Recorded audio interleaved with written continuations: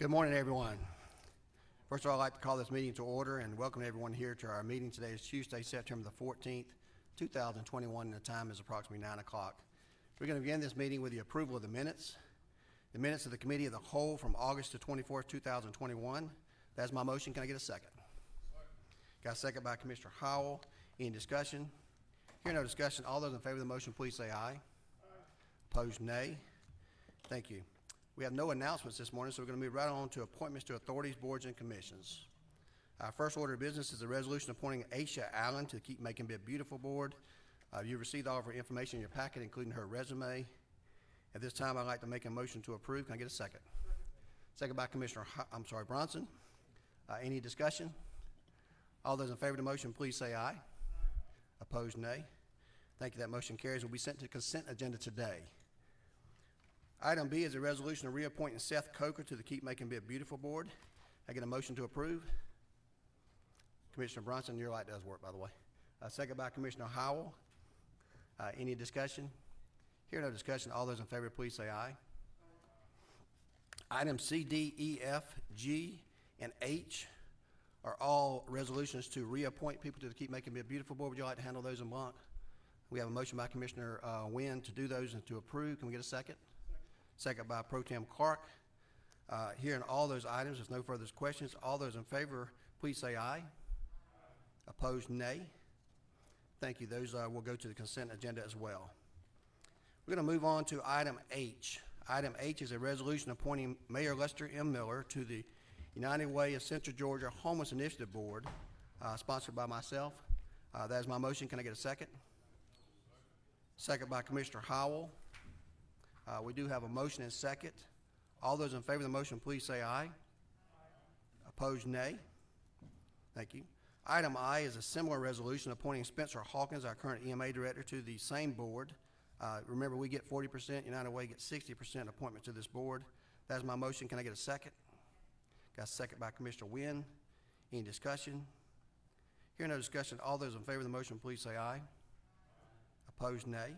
That motion carries and will be sent to consent agenda. I'm going to move on to new alcohol beverage licenses. And I'll have who's the attorney going to speak on that? Frank? Okay. If you'll just stand by down here, Mr. Howard. A couple of things. Number one, we have a new alcohol beverage license for Cracker Barrel, number 22, located at 5000 Eisenhower Parkway, Macon, Georgia 31208. Yes, Cracker Barrel is beginning to serve alcoholic beverages now, and they have two on this agenda. So that is my motion. Can I get a second? Second by Commissioner Wynn. Apparently she loves Cracker Barrel. Any other discussions or questions for our attorneys right now? Here are no questions. All those in favor, please say aye. Opposed, nay. That motion carries and will be sent to consent agenda. We have item B, which is a new alcohol beverage license for Cracker Barrel located at 3590 Riverside Drive. That's my motion. Can I get a second? Second by Commissioner Wynn and Mallory. Any discussion? Hearing no discussion, all those in favor of the motion, please say aye. Opposed, nay. Thank you. These next several items, some are new businesses at a location, some are existing businesses that are up for a change of ownership. You have received in your package all the information that should available to us that tells you what they are, what kind of mart they are, whether they have fuel sales, whether they're food mart, and whether or not they're a new business or existing business or in change of ownership. Each of these have also completed the surveys that we had requested before with all the information that you had asked us to do. And I think a couple of these, at least one of these, may be a recommendation to not approve. So we're going to begin with item C, which is a new alcohol beverage license for 4739 Macon, USA, which is located 4737 Houston Road, Macon-Bibb County. This is a motion to approve. That's my motion. Can I get a second? Second by Commissioner Howell. Do we have any questions for our attorney on this motion? Seeing no questions, all those in favor of the motion, please say aye. Opposed, nay. That motion carries and will be sent to consent agenda. Item D is a new alcohol beverage license for Cheerio Package Store located at 197 Spring Street. This is a change of ownership from the previous owner, and that's my motion to approve. Can I get a second? Got a second by Commissioner Jones. Any discussion? Seeing no discussion, all those in favor of the motion, please say aye. Opposed, nay. That motion carries unanimously to be sent to consent agenda. Item E is a new alcohol beverage license for Family Food Mart located at 605 Pinona Avenue, Macon, Georgia. This appears to be an existing business, is that correct? They have beer package to go, fuel sales, a food mart, and it says a new business on there, is that correct? Okay, my apologies. We have a question from Commissioner Watkins. Clear on my purpose before I start. I'm not interested in, I think there are like 5, maybe 6 on this agenda today of new gas stations or Vice Marts. I'm not interested in any of them being approved, but I just want to start with, is the application correct? Because if the application is not correct, that's the reason to kick this out. It says that this is a new business. It seems like it's been existing for a long time. They're not a food mart. They might have a few 2 gas pump islands there, but they're not selling any food, and it doesn't look like, from my visual observation, that there's been any change to make 80% of that store area sell food, and that's my argument for all of these. So on this one, it is not a food mart, and they indicate this is a food mart. However, I actually went and inspected this location and determined there were gas stations and that this business functions as a gas station. So while the application incorrectly marks as a food mart, in function, they are legally a gas station. However, they did incorrectly mark the form. Motion to table. We have a motion to table. Is there a second? Second by Commissioner Bronson. Any discussion on that motion? I'm sorry, no discussion, my bad. We have a motion and a second. All those in favor of the motion being tabled, please say aye. Opposed, nay. That motion will be tabled. I'm sorry, that item will be tabled. Move on to item F, which is a new alcohol beverage license for Danny Food Mart located at 3495 Williamson Road, Suite B, Macon, Georgia. We have any questions in regards to that particular item? Commissioner Jones? Mayor Frank, were there any other of these that were misnamed? They're called a food mart when in fact they don't sell any food products, snacks, etc.? This one we are discussing right now at 3495 Williamson Road made that similar error in the application where they identified as a food mart, but in fact operate as a gas station. Motion to table. Got a motion to table by Commissioner Jones, second by Pro Tem Clark. Commissioner Tillman, I'm sorry. You're going to do the same. We have a motion and a second for tabling this motion. All those in favor say aye. Opposed, nay. That motion will be tabled. That order will be tabled. Moving right along. Item G is a new alcohol license for Sitco Food Mart located at 1681 Rocky Creek Road, Macon, Georgia. This is beer and wine package to go, new business, fuel cells, gas stations. I see no indication of food mart on here. Is that correct, Attorney Howard? That is correct. Okay. That is my motion. Can I get a second? Got a second by Commissioner Howell. Any discussion? Commissioner Bronson? Sorry, just 1 second. Go ahead, sir.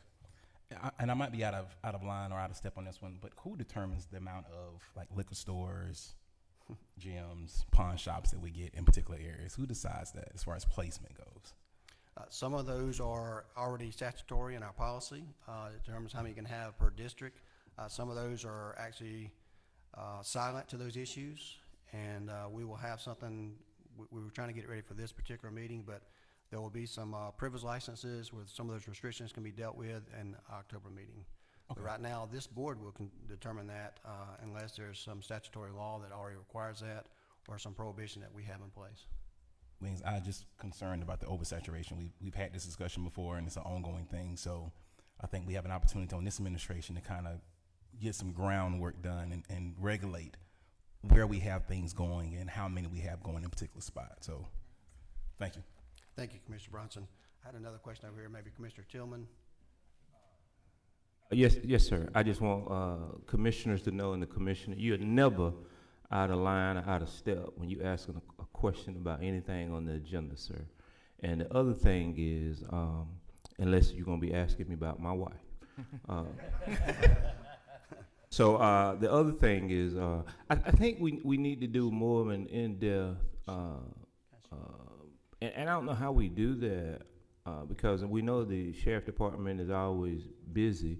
And they got their hands full with a lot of stuff they're doing, but we don't know what's going on behind the scenes. Where whether it's we know that the GBI and some other agencies are always looking at some of these stores that's not properly doing what they're supposed to be doing. I don't know if you all recently saw the article that was in the Atlanta Journal just a few days ago, where a person won $800 in one of these gaming stores up in Atlanta, and got in an argument with the owner and or the clerk that was there about the winnings. The clerk gave him half of the money, and the clerk ended up shooting the person that won the money, and he stumbled out the door, and the clerk locked the business and left before the police or ambulance could get there.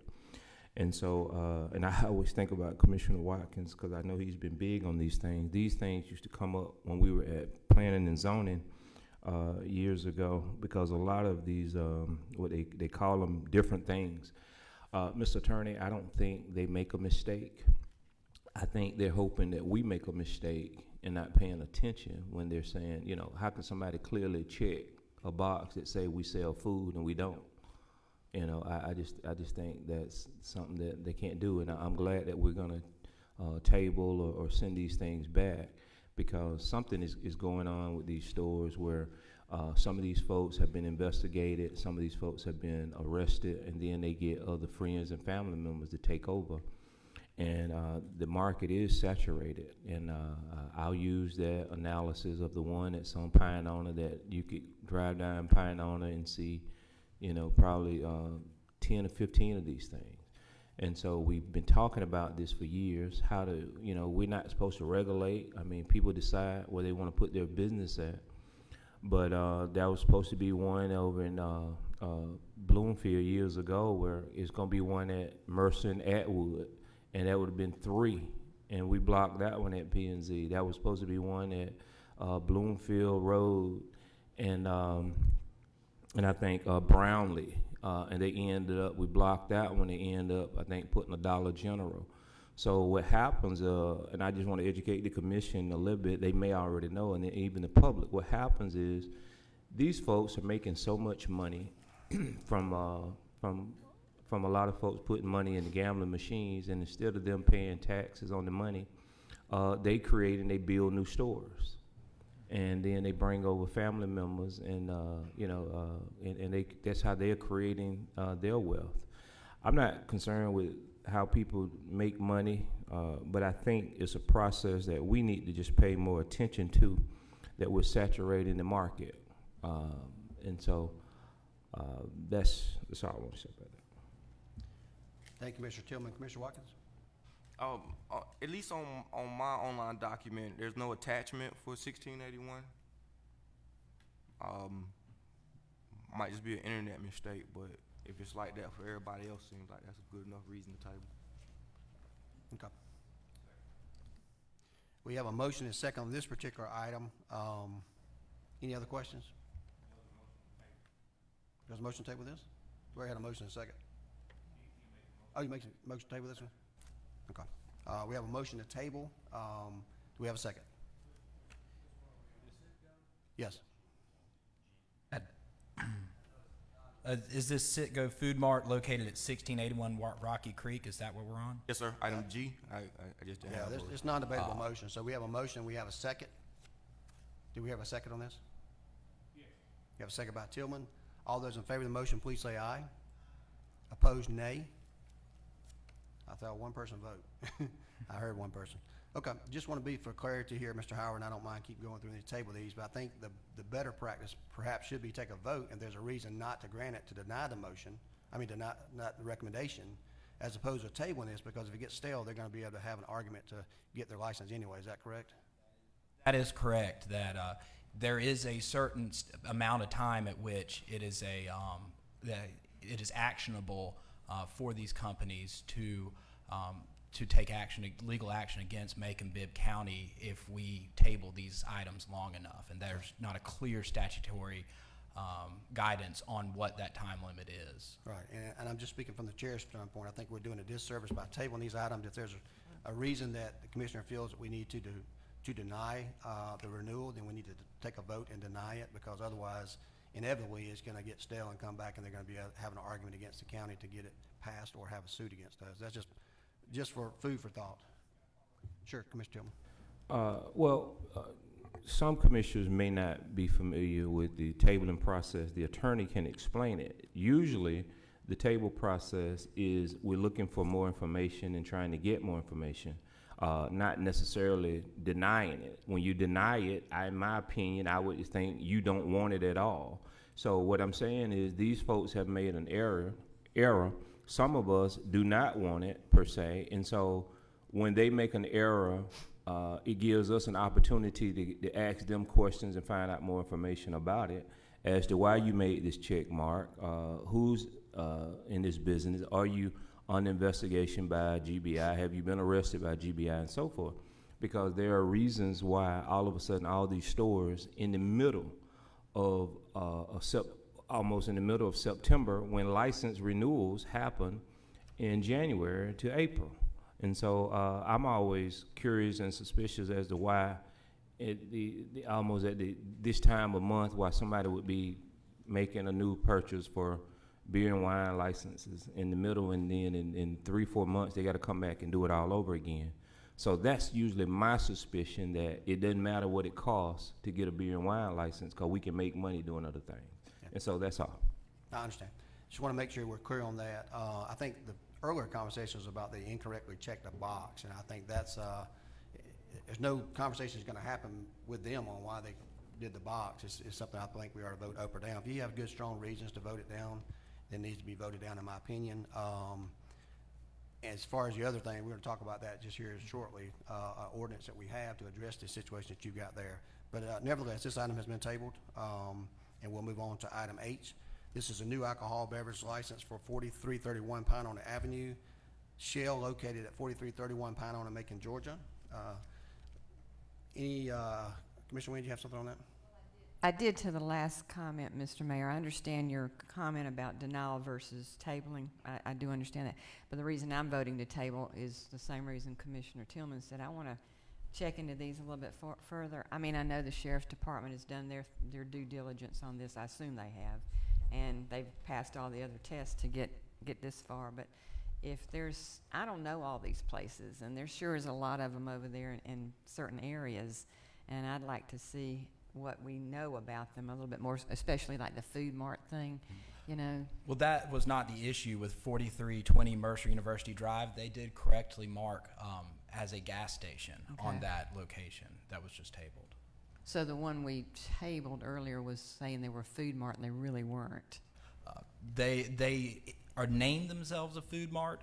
However, when they identify in the business identification section of their application, they correctly identify as a gas station. The Food Mart is just the name that they do business as. Okay.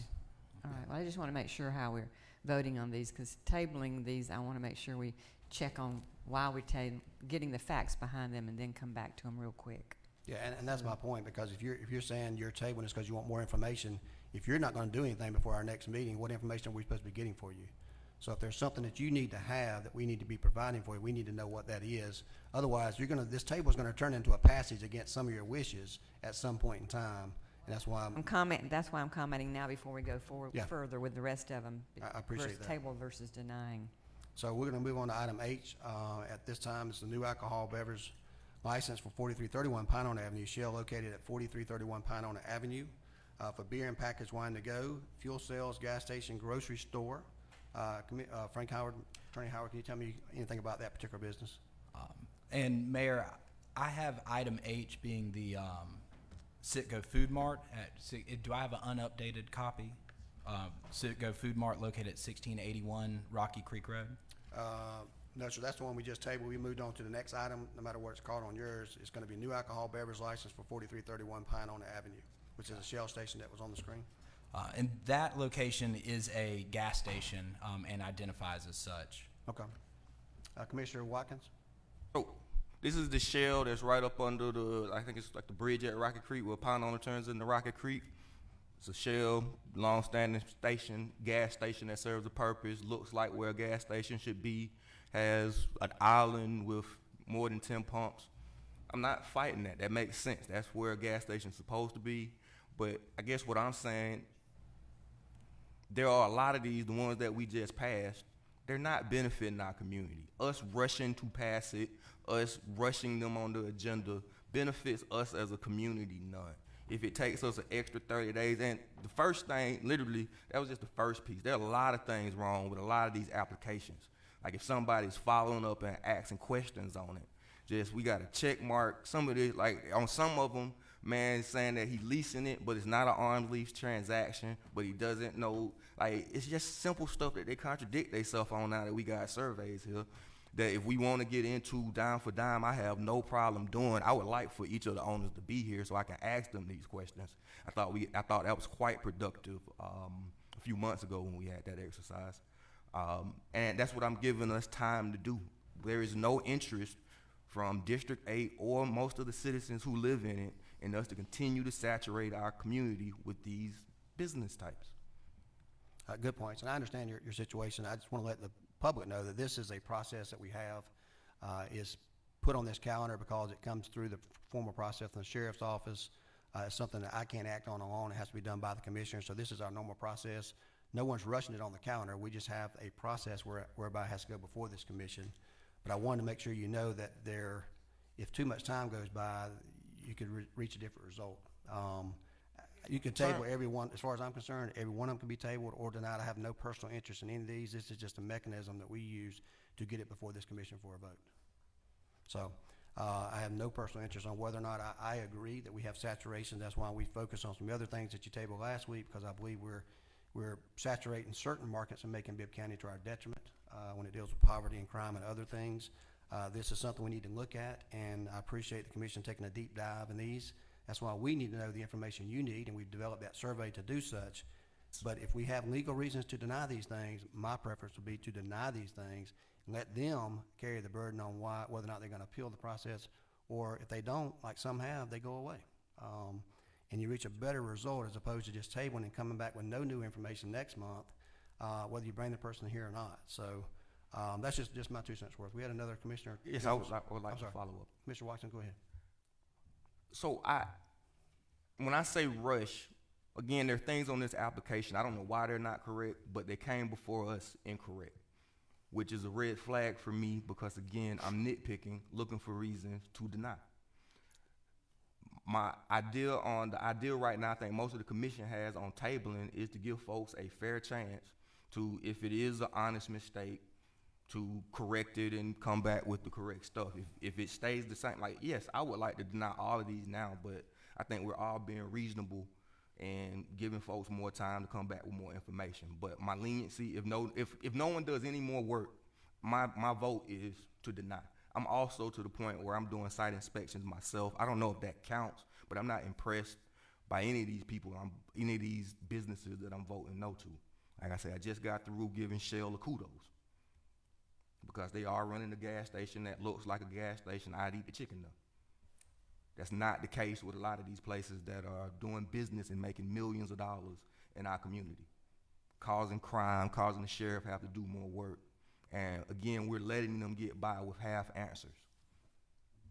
Sending it to the commission with idea to approve it is why we have to slow down. But I yield. Yeah, and I just want to add, I don't think there's an idea to approve it. I think we presented this as gone through the normal process. It's up to the commission to decide. Remember, all these businesses already have gotten licenses before they changed ownership, and this commission approved that despite whatever name they had on there. We're trying to fine tune the process to meet your wishes and trying to make sure that we have a good legal basis to deny these things in the areas that we need to be denying them in. So we haven't had any motion on this. You've heard the information. Commissioner Howard, did you have a question? I have a question for the county attorney. Is a false or mischecked item on the application grounds for denial? Certainly a false representation in an application is a grounds for denial. And if we deny something, do they automatically go back and make a correct application, or? They would need to reapply completely. Correct. When I make my recommendations, I tend to look for an honest mistake, but legal compliance, or signs of purposely fraudulent information on these applications when I make my recommendation one way or the other. Would you like my, well, I don't know one way or the other. I can't really give opinion as to their motives, but What you can say is that there was something that was mistaken or misrepresented based upon the application. You can't read the mind of the applicant, correct? that's correct. And so, Well, I guess my position on that is when I buy something, or when I commit to something, or when I fill out an application, it's up to me to know that I get it right, not for us to guess what's right or wrong. So given what you've just told me, that would change my opinion on whether I was tabling something or denying something. And if we could go back and revisit some of these, we may make some different decisions now. Thank you, Mr. Howell. Commissioner Jones? Yes, sir, it's gotten confusing. So, going back to Sit-Go Food Mart, if somebody misrepresented on their application what they say they are, then I think that's grounds to at least table and maybe deny. But if they pass all the legal requirements as come through the sheriff's department, et cetera, then, and that's the law of the land, we need to approve them. That's my view. If we don't like how many, then we need to come up with legislation to limit those numbers. I know we've got J and K coming up, so they say food mart. If they're not a food mart, it's their responsibility, as Commissioner Howell pointed out, to fill it out correctly. So they, honestly or dishonestly, they've misrepresented who they are if they say they're a food mart. Yeah, that can be their name, but if they're a food mart and they don't sell any food products at all, then we got a contradiction there in my view. Thank you. There a question, Commissioner? Or? Well, we've got J and K coming up, and they both say food mart. So Yeah, when we get to those, yeah, I'll let you tell us whether they actually sell food or not. yeah, we'll get to those. We got item H. Has there been a motion on this to table, or if there's no motion right now, I make a motion. That's my motion to approve. We get a second. Second by Commissioner Howell. Now, if there's any discussions, particularly on this item at Shell, concerns? Hearing no concerns, all those in favor of the motion, please say aye. Opposed, nay. That motion carries, will be sent to consent agenda. Item I is a new alcohol beverage license for Pace Car Express located at 2243 Shirlene Drive. That's my motion. Can I get a second? Okay, that fails for lack of second. We'll move on to the next item. I do this all day. New alcohol beverage license for Macon USA, Macon Food Mart, located at 4320 Mercer University Drive. Beer and wine package go, change of business, gas station. That's my motion. Can I get a second? Who's that? Second by Commissioner Lucas. Any discussion, Commissioner Tillman? Yeah. This is a brand new location, ain't it? And this the one at Mercer and Log Cabin? That is my understanding, yes. Okay, yeah, that's just being built, and so that's a Chevron. It's a new one that's just being built. So yeah, all right. We got a motion second. Commissioner Jones, you have a question? Or do they sell food or anticipate selling food? Or are they in the process of getting whatever business licenses they need to in fact sell food? Commissioner, they are functioning as a gas station and represented themselves as such. If you're a gas station, there's no food sales requirement in order to have an alcohol license. And most of the gas stations that I'm familiar with do have rows and rows of snacks and food and small items, bread, candies, crackers, and that sort of thing. And that is correct, but what differentiates that from a food mart is more of a fresh food requirement, where produce is required, fresh cow's milk, eggs, and meats, fresh meats are required. Distinguishes a food mart from a Vice Mart or a gas station. This one's under construction? Is that what I heard? This is actually a brand new building. Nobody's moved in yet. Okay. This is actually a brand-new constructed location at Log Cabin and Mercer University. And it's a Chevron, has the Chevron brand and name on it. Okay. So, and all the gas pumps, everything is there. So, I think this is one that will meet qualifications of such that we are expecting. Thank you, Commissioner Tillman. Commissioner Jones, you're still, Commissioner Lucas, you have a question? After we vote on this. Okay. Thank you, Commissioner Lucas. Commissioner Wynn? So this is not open yet. Do we know it's going to be a food mart by what you just said, the definition of what a food mart is? Commissioner, they have not made any representations one way or the other. They've represented they're a gas station, and so our law allows gas stations to have an alcohol license regardless of whether they qualify as a food mart. That food But mart. it says food mart, That's in their name. food mart. That's That's just not a no name. That's just a name. That doesn't mean that's how they classify themselves. What they I mean, that's sell. what we're asking a while ago. If it has food mart in it, shouldn't it have food in it besides crackers and potato Just- chips and stuff like that? ju- You just said it was food like fresh foods and things like that. May I interject something Yeah. real quick to Yeah. clarify, because I think that's a really good question.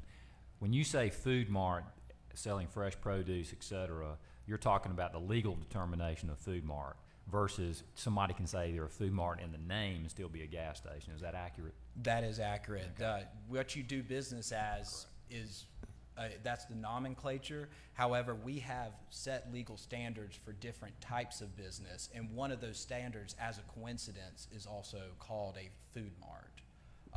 And so that's. So there's nothing prohibiting somebody saying DBA food mart that's not actually a legally defined food I- mart selling fresh food. I can only That's- see people changing their name to put food mart in there just to get past the, you know.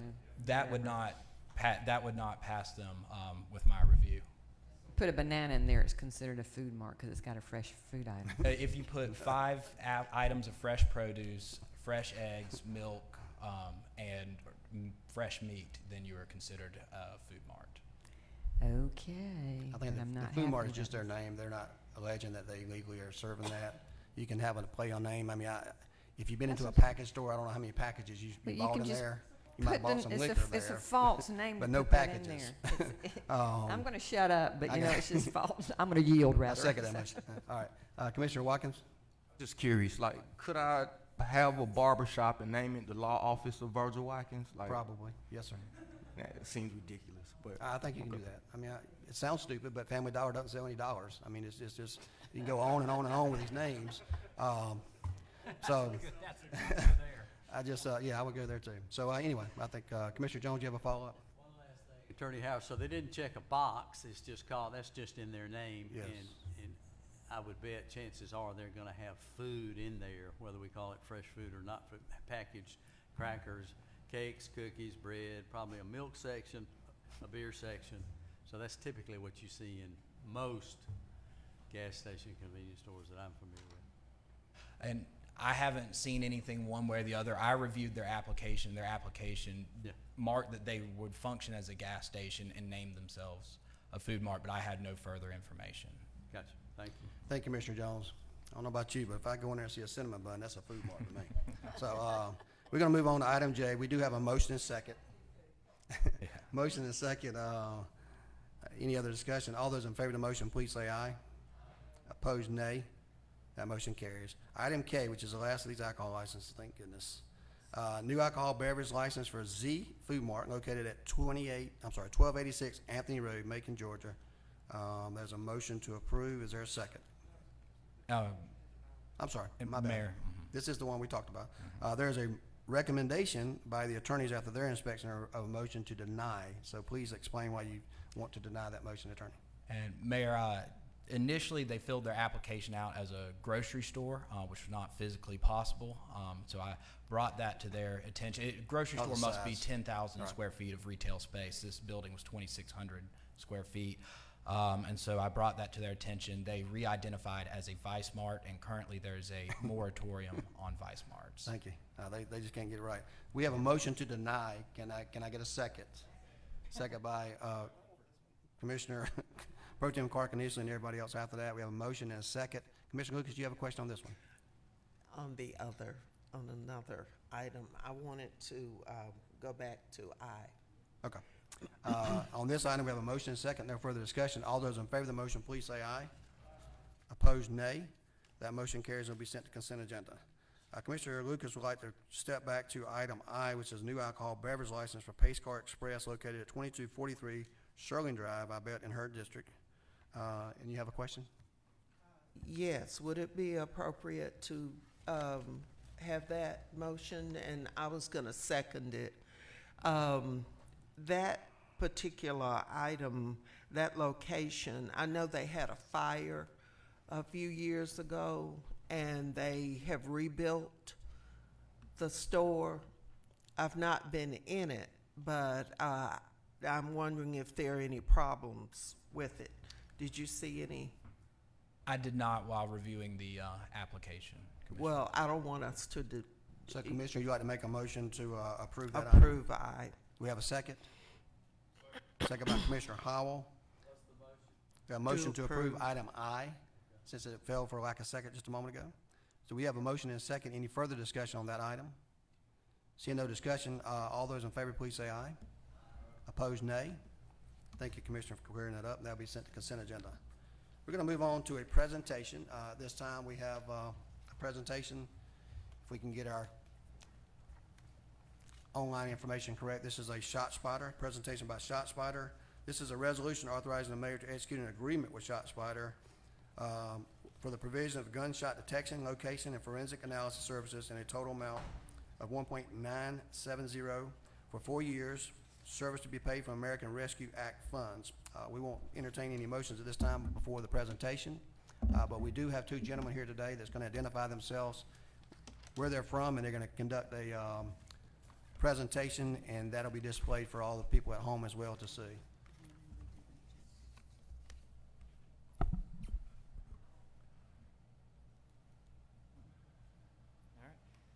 Good morning, Mr. Mayor, Commissioners, and everybody here today. It's a pleasure to be here. My name is Jake. I'm a sales director here at ShotSpotter. Before joining ShotSpotter, born and raised in Orlando, Florida. I was a police officer for 11 years. And when I left law enforcement, I left as a lead homicide, major crimes investigator, and crimes against children investigator. I've been with ShotSpotter now for a little over 2 years, and it's been a very pleasure to work here at ShotSpotter. With me today, I have my colleague, Ron Teachman. He's going to be taking the lead on the presentation today, and I will be here for Q&A after the presentation. So at that time, I'll turn it over to Ron, and we'll be here for Q&A. Thank you. Good morning, Mayor, members of the Commission. We appreciate the time that you've allowed us to meet with you this morning and say a few things about ShotSpotter and the potential of bringing it here to Macon-Bibb County. By way of introduction, and I'm just offering this because I think it will give context to some of my comments that follow. I've been representing ShotSpotter. It'll be 6 years next month. Prior to that, I was in law enforcement as a sworn officer for 38 years. 8 of those years I served as a chief of police. And what's most relevant, I think, is that I installed ShotSpotter in both cities where I served. My hometown of New Bedford, Massachusetts, and more recently in South Bend, Indiana. And having installed it, I've been through the process that you are now of doing due diligence to see if it's an appropriate solution, and then seeking the funding, overseeing the procurement, the installation, getting it adopted by the officers, in this case it will be the deputies, and socializing it, that is, explaining it to the community, which is part of the purpose we have here today. I welcome your questions. Please feel free to interrupt me as we go through this. As my colleague Jake said, we'll allow time for Q&A at the end, but I'm fine if you have a question while I'm on a particular topic. So let me begin by telling you a story. Tonight, while we're all asleep here in Macon-Bibb County, in some neighborhood, it is likely there'll be gunfire.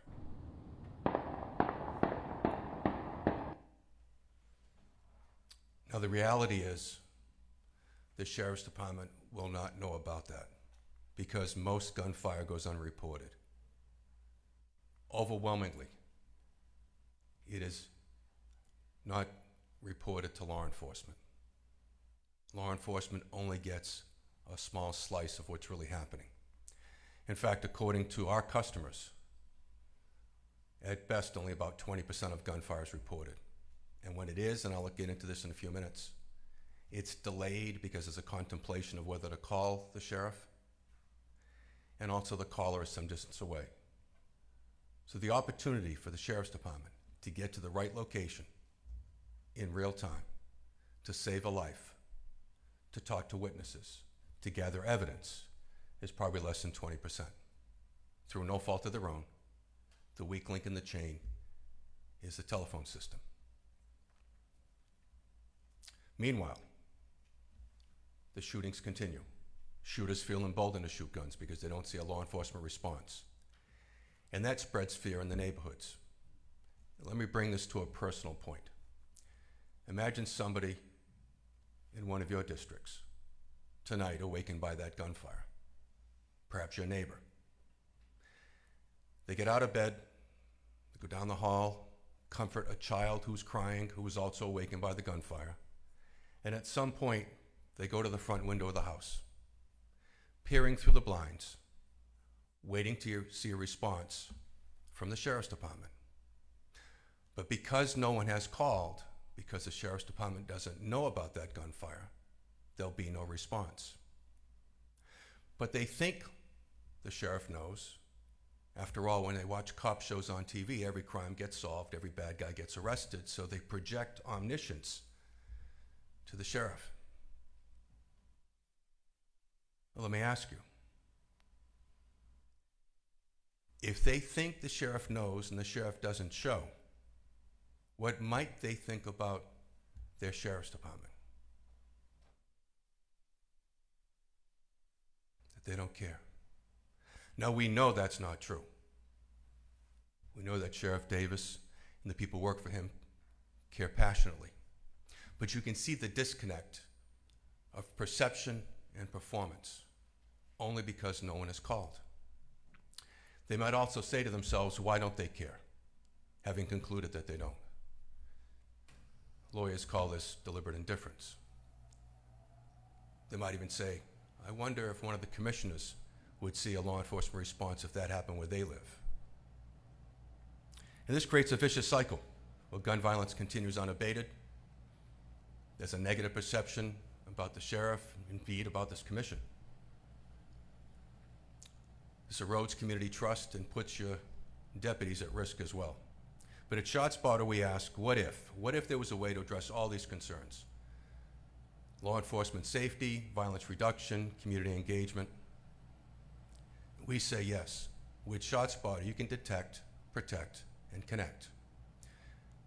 I'll walk you through all of these. Starting with detect.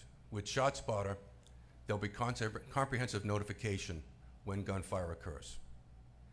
We'll know the exact location very accurately as to where the shooting happened. And we'll have qualitative information in real time, tactical intelligence to aid the deputies responding to lead to the identification of the shooters as well. We'll help better protect the personnel responding. We'll protect the plan. That is, give the sheriff's deployment plan legitimacy. Protect it from accusations of bias, because it will be data-driven and intelligence-led. We better protect the public. And we'll close by talking about connecting. Connecting to the crime scene. That gets you a better chance to render first aid and gather evidence. Connecting capabilities, such as connecting with other technologies and strategies. And connect with the community in ways we're not connected now. Just a little bit about the company, an overview. We've been in business for over 25 years. We're currently serving in excess of 120 cities domestically in the United States. We have a 97% customer satisfaction rating and a very high retention. Most of our clients stay with us for years. Most have expanded their original footprint. And we have 35 patents that distinguish us in the public safety industry. So why is this something you should consider bringing to Macon-Bibb? Well, I mentioned before that most gunfire goes unreported. Here's a sampling of some of our customers as to how infrequent people call 911. Now, how do we know that? When ShotSpotter sends an alert That's our term for notifying of gunfire. When we send an alert, we ask the agency, whether it's sheriffs or police, how often did someone from 911 call you? And you can see the results. In fact, I'll share this anecdote. When I was bringing this to South Bend, my most recent position as chief, I actually had some pushback from some of the command staff saying, we don't need this technology. Our community is very engaged. They call about everything. Well, they may be calling about the radio next door or people not parking, maybe even calling when their son won't go to school and is stubborn. But that doesn't mean they're calling about gunfire. So I installed ShotSpotter in South Bend. And to their surprise, we were only getting 11% notification through 911. So this begs the question, and I'll ask it rhetorically or if you want to respond. Why do you suppose people don't call 911 when there's gunfire in their neighborhood?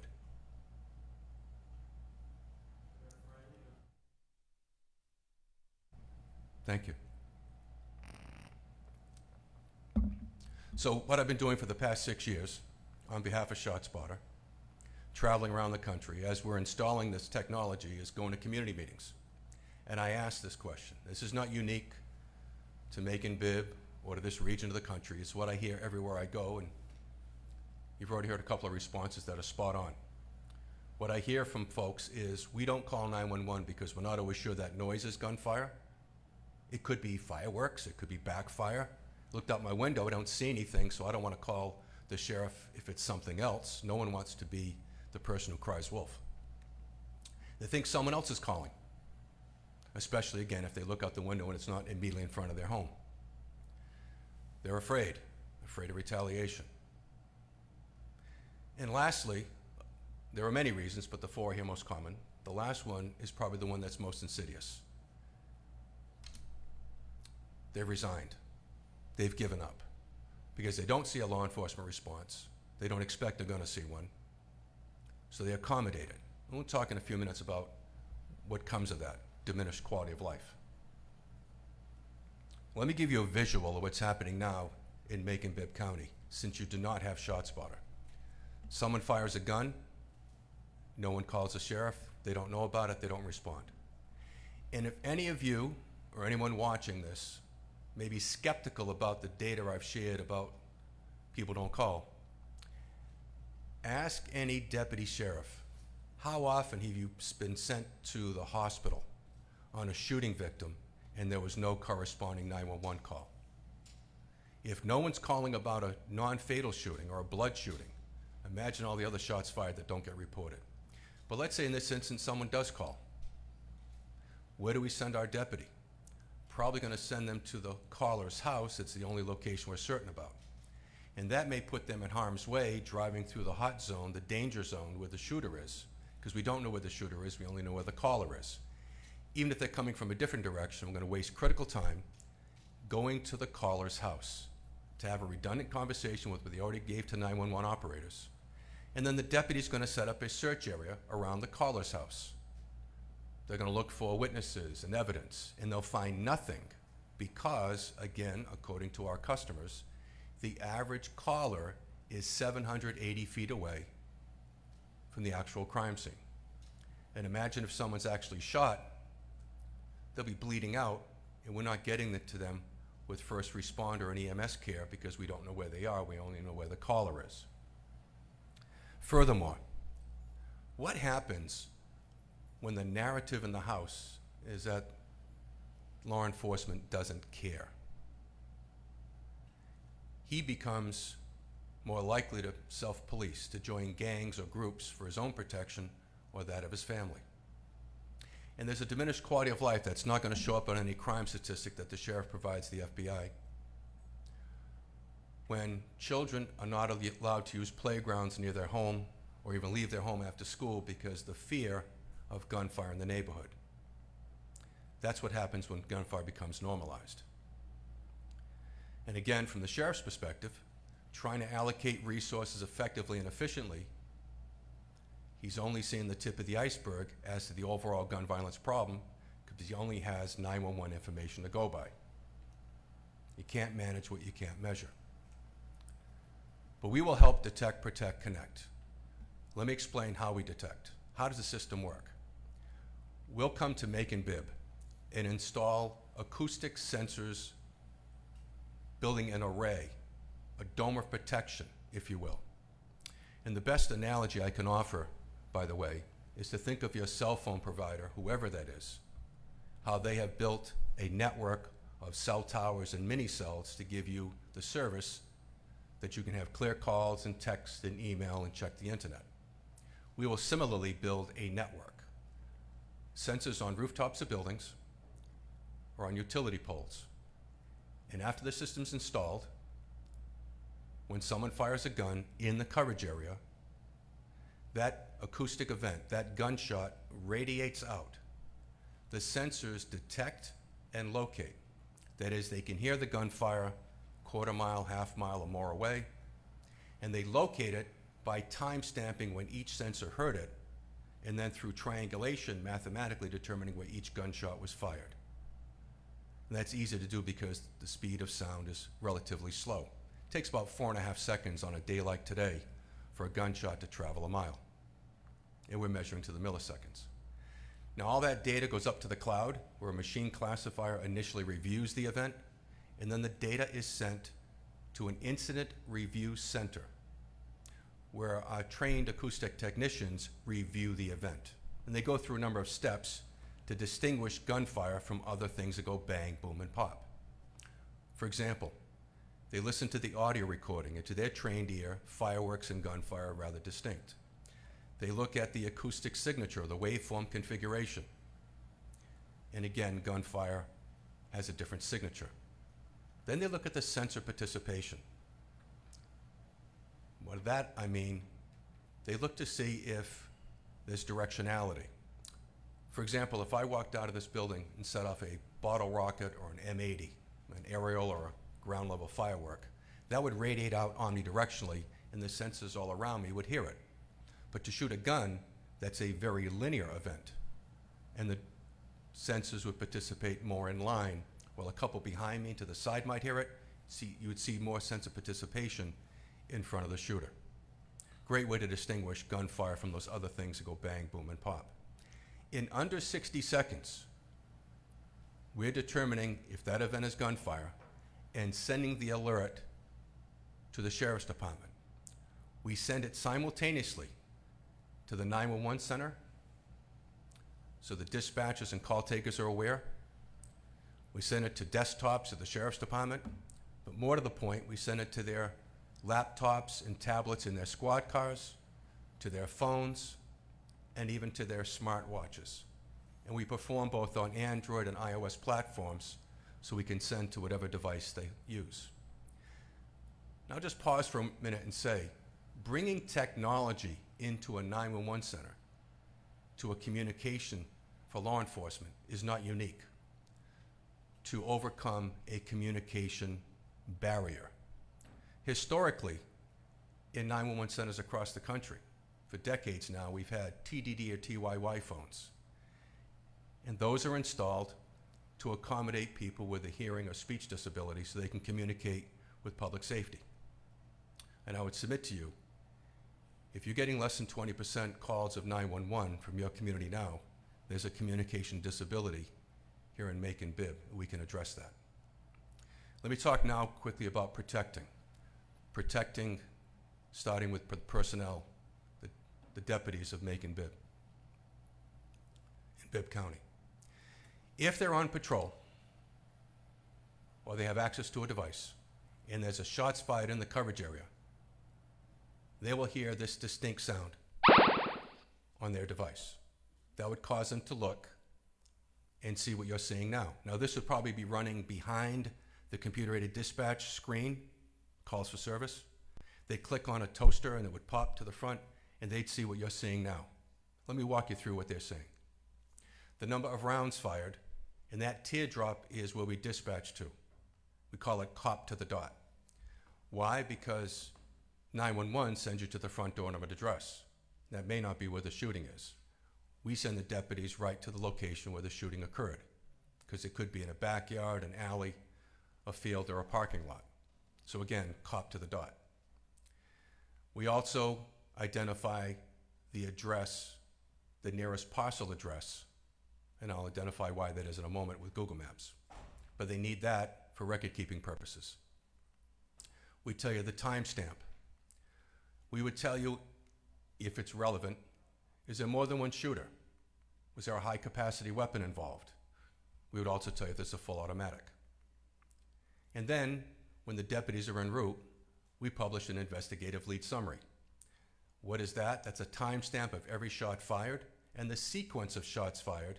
Sequencing is very important if the deputies on scene are trying to determine who shot first in a multiple shooter incident. It also helps the sheriff during an investigation of a deputy-involved shooting. Another example. Let's say we heard 7 gunshots and we dispatch accordingly. The deputies responding can hear the gunfire themselves by pressing this blue arrow.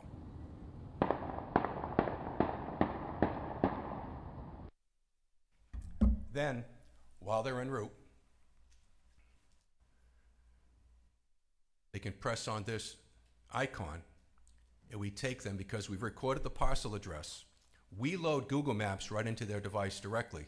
No fumbling with thumbs on a phone, for example. And we show them the location that they're being dispatched to. Now again, protecting your personnel. Imagine that the major and I, back in the day, were deputies, and the major, this is his beat. He's tied up on a car accident. He's tied up on a domestic call. He's not available. I'm going into his beat. I don't know the streets as well as he does. At night, I'd be going in blind, maybe with a spotlight trying to find a street address, exposing myself to an active shooter. But by having Google Maps preloaded, I now can look at a landmark building like the one on the far right, make a tactical approach from some distance away. That's how you better protect your personnel. Furthermore, if I don't know how to get to that address, just hit this navigation. We have loaded the address where the officer is going, where the deputy is going, and if they put their location service on in their phone, we can preload that as well, so they don't have to fumble with anything. We can automatically navigate them through Google Maps, Apple Maps, or Waze. Last example, again, from deputy safety. Imagine someone calling about what they thought were fireworks, such as this case, because there were 18 rounds fired, as you can see from that teardrop. Thankfully, ShotSpotter in this instance recorded the event, sent an alert, and as you can see, high capacity, multiple shooter. You also see from the map what looks like a T intersection and what appears to be railroad tracks. But notice if you touch the icon, we go to Street View, now you see it's a railroad bridge. Are the shooters on the bridge or down at street level? Instead of sending one deputy on a fireworks call, which might have been an ambush, now we know to send sufficient personnel to deal with this level of threat, given that you have high capacity multiple shooter on a 3-dimensional with a bridge and street level, but you wouldn't know any of this from a phone call 780 feet away. You protect your personnel when you provide them situational awareness. And speaking of awareness, deputies can also inform themselves of what gunfire has occurred since their previous shift. For example, if I worked yesterday and I'm in patrol, I can go to my device and I can see what has transpired in the last 24 hours. Click on any one of these yellow teardrops and I can bring up the CAD, read the report, be fully informed, whether I'm working regular duty, overtime, or extra duty. I've been off for a couple of days on my normal rotation. Again, click 24, go to 3, and you can see the screen populate. I've been on a week's vacation, or I had a couple of days off, coupled with my personal time, and again, you can see the screen populate. Protect your plan. Sheriff wants to know how to deploy resources effectively, especially discretionary resources, overtime, task forces. Watch what happens in just 3 slides to see the gunfire over 24 hours, 3 days, and 7 days. Now the sheriff knows where to deploy those resources more effectively. That's data-driven, intelligence-led, and bias-free. We don't just send you on alerts, we also provide a team of folks to support the Sheriff's Department. We call them the Customer Success Team. They're all prior law enforcement, mostly from cities and counties that were customers. We have 2 deputy assistant directors from the ATF and 2 crime analysts with decades of experience. Additionally, knowing that community engagement and socialization is very important to a successful service, we've recently hired a former Savannah, Georgia police officer who has a PhD in social work and is a college professor, Dr. Gerard Tate, who will work with this account here in Macon-Bibb to make sure we're fully successful. They will work with the sheriff as we're onboarding, as we're installing the system, to develop best practices and policy, training the entire agency, including dispatchers and call takers. And we're supportive through Go Live, media interviews, whatever's needed. We're available 24/7, 365, and we meet regularly, at least annually, at the high level with the sheriff to make sure everything's working properly. But again, available 24/7, 365. All these services are part of your subscription. We also offer litigation support that is training the prosecutors during the onboarding. We're available for strategy pretrial and available to testify. So that is your local district attorney and for your U.S. Attorney's Office as well. Those services include providing a detailed forensic report. Now, I mentioned the investigative lead summary earlier, that's computer driven. Detailed forensic report is developed by our forensic experts, takes about 8 hours. Those are usually reserved for deputy-involved shootings and homicides. And then we testify behind those DFRs at the time of trial. Last chapter, let's talk about Connect. Connect to the crime scene, connecting capabilities, and connecting with the community. We will give the deputies an opportunity to get to the right crime scene in real time. That increases their chances of talking to witnesses, but also to gather forensic evidence. Now, let me just briefly explain the key part about forensic evidence. There is no national gun registry. Unlike with motor vehicles, where you can get a vehicle identification number and figure out who the most recent owner is, with a gun purchase, with a gun recovered at a crime scene, after an exhaustive review, this is why we have the National Integrated Ballistics Information Network, it all goes back to paper at the ATF, and they can spend weeks trying to figure out a recovered gun as to who it was sold. They go back to the first retail purchaser. They may have microfiche, most of it's all paper. So let's say the Sheriff's Department finds a gun at a crime scene, and the serial number is still intact. They trace that all the way back, spend weeks. They find out that Ron Teachman bought that gun at Jake's gun shop 4 years ago. You can ask any deputy what's going to come from that next.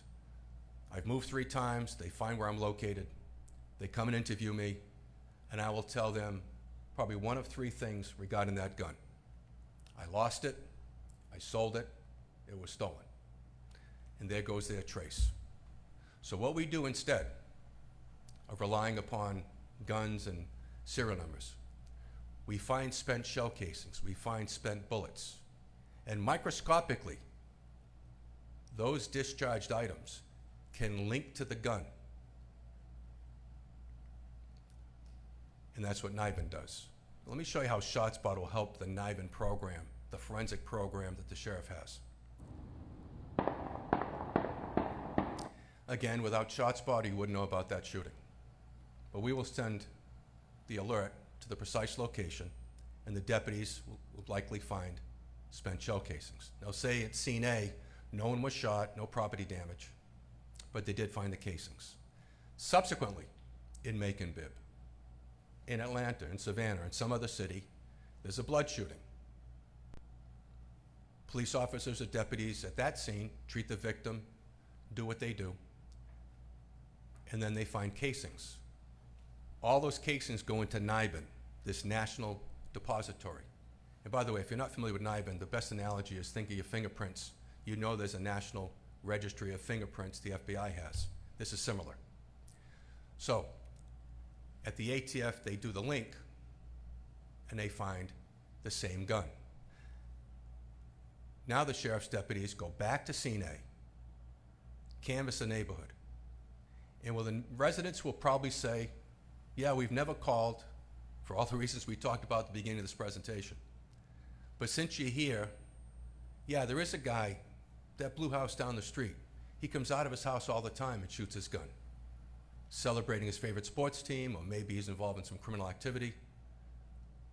Now the deputies have sufficient reason to get an affidavit for a search warrant, execute that warrant, get the gun, and solve the blood shooting.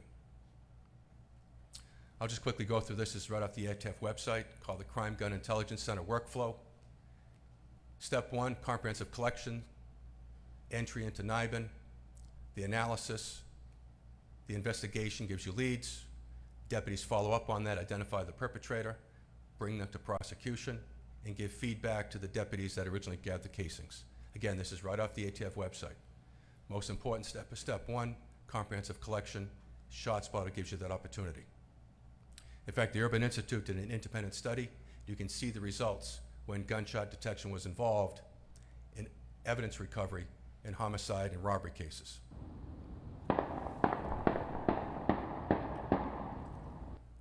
We can also integrate with other technologies, such as integrating with your computer-aided dispatch and record management system, video systems, such as pan, tilt, zoom cameras, by giving them the latitude and longitude, by publishing the coordinates to move those cameras. License plate readers, real-time crime centers, even UAVs and drones, as well as GPS monitoring. Informing other programs that may be here or you're contemplating. Street outreach programs, violence interrupters, focus deterrence programs. And then one other that I want to touch on briefly that I think is very important, trauma-informed care. And that is acknowledging when people are exposed to gun violence, they're not just harmed physically. Even someone who's not shot can be harmed psychologically, especially our youth, because their brain is still in development. It's called adverse childhood experiences. The experts call it disrupted neurodevelopment. So they're not just harmed psychologically, they're affected physiologically. Now, what's the remedy? The remedy is for the Sheriff's Department to take the data we talked about, share it with school officials, cross-referencing the student population roster, and bringing services to those young people who are in the neighborhoods where there's gunfire, giving them trauma-informed care. In fact, our health industry is talking more and more about social determinants of health, and neighborhood environment's a key social determinant. In closing, now imagine your constituent, your neighbor, awakened by gunfire. But now they'll see a response from the Sheriff's Department. On scene effectively to make an arrest, or developing enough information to identify those perpetrators. And this is the essence, I think, of precision policing. Not mass incarceration, not sweeping law enforcement, but precisely identifying those shooters, the small percentage of our population that drive most of the violence. Sorry, jumpy mouse. Small percentage of our population that drive most of the violence. They'll see your deputies getting on the scene quickly and effectively to render first aid. Time is tissue. They'll set up a crime scene, talk with witnesses, gather that forensic evidence we spoke about. But before they take down the yellow tape, before they leave the crime scene, we will ask them to take one small, but I think critical step. And I'm sure the sheriff would agree. And that is to go a couple of houses in each direction where the shooting occurred. Knock on doors or ring doorbells. And when that resident who never saw a sheriff before when there was gunfire in her neighborhood, now she answers the door. And the conversation, we hope, would go something like this. Ma'am, I'm sorry if I woke you. I realize it's now 3 o'clock in the morning, but I'm guessing the gunshots next door woke you. Are you okay? My partner, Jake, and I are here because we care about you and your family. Do you have children at home? Were they awakened by the gunfire? Do they need to speak to a police officer to feel safe? They need to speak to a deputy to feel safe. We don't want your child sleeping in a bathtub, afraid to sleep in their own bed. Forgive me, I should have introduced myself when you answered the door. My name's Deputy Teachman. I realize we've never met. You're usually sleeping when I work the midnight shift. But here's my business card. My cell phone number's right here on the front. I can see you're apprehensive to talk to me, and I understand you're afraid. So why don't you go back in the house? Give me a few minutes to talk to your other neighbors as well. But give me a call, if you would. And tell me what's going on with that house next door, or what's happening on your street. Whatever you tell me can be kept confidential if you want. But the better informed I am, the better guardian I can be for you and your family. I look forward to your call. Oh, lastly, don't be afraid if you see flashlights. Jake and I are going to be checking to make sure no stray bullet hit your house or your car, that no one's hiding on your property. We're not going to leave until we're sure that you and your family are safe. Talk to you soon. I joined ShotSpotter 6 years ago to have conversations with folks like you, to help bring this technology to places like Macon-Bibb, and to change the narrative from the police don't care to the police are there. The Sheriff's Department is there for me and my family. Won't take time now to show you a 4-minute video, and I think my colleague Jake can send it to you, where testimonials from people around the country about how we've saved lives when no one called 911, deterred crime in their neighborhoods, and made residents feel safer. We can improve the police-community relationship here in Macon-Bibb. You bring ShotSpotter here with the Sheriff's Department. You can detect, protect, connect, and make a community safer. Thank you for your time, and I'll take your questions. Thank you, Mr. Jacobs. Commissioners, any questions for Mr. Jacobs in regards to ShotSpotter? We do have a 5A will be an agreement that we'll vote on, and 5B will be appropriating funds from ARP money if you should decide. Commissioner Wynn? Yes, sir. Thank you, Mr. Mayor. Thank you for your presentation, both of you. I have to admit, when I first heard about this, I was a skeptic. Okay, I say, how does that work? What does it do for a community? How does it stop crime and shootings? But having seen the presentation, my mind has been changed. I do have a question, though, on when you did the presentation, you showed 3 spot shooters in a downtown district. Do you have to have more than one for it to work in a mile radius? How does that work? Or can you use just one to locate? No, we need at least 3 on a multiple gunshot incident for accuracy, 4 for a single gunshot. So we deploy enough sensors, we call that the sensor density, to guarantee that level of service, which is why I clumsily used an analogy earlier about your cell phone provider. Whether it's Verizon, AT&T, T-Mobile, or Sprint. No one says, how many cell towers and mini cells do they have in Macon-Bibb? We just trust the vendor to have done the engineering so that you get the level of service you want with your phone. We will do the same. It depends on architecture and topography, but the sensor density will be sufficient that we can guarantee when a gunshot happens, we will give notification to the Sheriff's Department at least 90% of the time. Okay, so maybe I missed this, but can you identify if there's more than one shooter? Yes. Okay, I We think can I heard you say that, but Right. The couple of ways we can tell if there's multiple shooters. If they're using different firearms or different ammunition, there may be a distinct audio difference. Sometimes there's an overlap where one person couldn't shoot simultaneously, and the computer will generate that multiplicity. So we can't tell if there's 3 or 4 or 8, but we just know if there's more than one. Although sometimes on the audio, the deputy can kind of determine that. Now, why is that important? So we can dispatch sufficient personnel to deal with that level of threat. okay. So the dispatching is done in a number of ways. I saw that to the police, which I think is excellent. Just make sure, I hope we have enough people out there to take these dispatches to take care of this. But it does look like a good program. I'm very curious as to see how it would work. Thank you. Thank you. Commissioner Bronson? You have a question, sir? First and foremost, thank you for the presentation. Great program.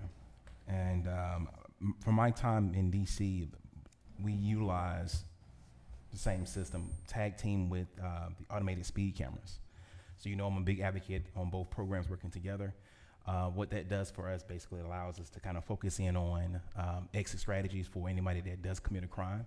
So say, for instance, if a shot happens, those cameras on the main roads will focus in during that time frame, which allows our police officers and sheriff's department to pretty much hone in on the criminal of the act. Quick question for you. So in regards, and kind of piggybacking here, we're looking at an increase in calls with a decrease in force. So strategically, how does that look? That's one question that I have for you. In regards to training aspect, you mentioned the 911 dispatchers. Who handles that training, and what's the cost of that training? And then in regards to, I think I read it here on the camera aspect, but the updates on the Google Map searches, right? When you do a Google Map or do a Google layout, a lot of times some of those images that we're going to get may not be updated to show a house has now been built or been torn down. So I'm a little concerned there. If you could hit on those three things for me, and by all means, if you could just kind of answer those three things for me.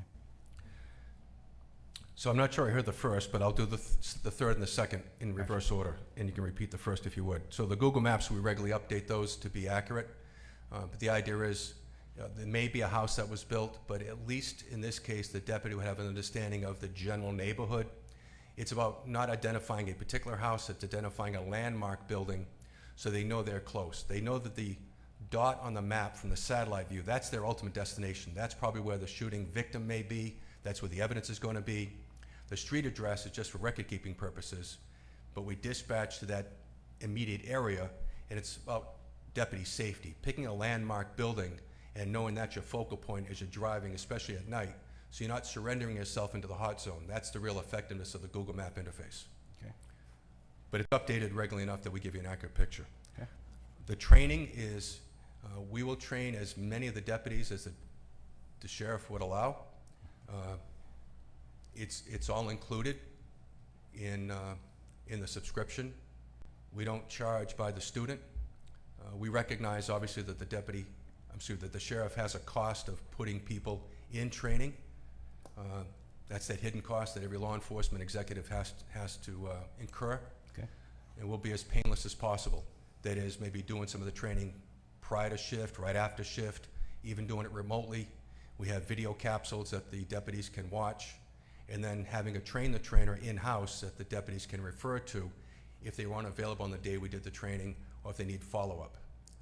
And we're available 24/7, 365 in our support center as well for anybody that has any further questions.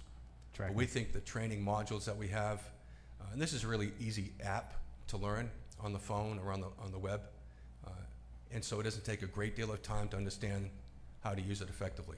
There's also a special training that we'll do for the detectives on a different portal that goes back historically so they can sort by all types of gunfire. Yes, sir. And then I'm going to have two more behind us, and I do apologize. So in regards to, as stated before, the increase in calls and decrease in force, have we looked at or have we considered partnering with another agency that will assist with the automated speed cameras for this? Depending on who your video management provider is, we offer an integration with those cameras with most of the VMS providers. Okay. I'll talk to the sheriff about who they have. But let me just elaborate on that point, then I'll talk about the force issue.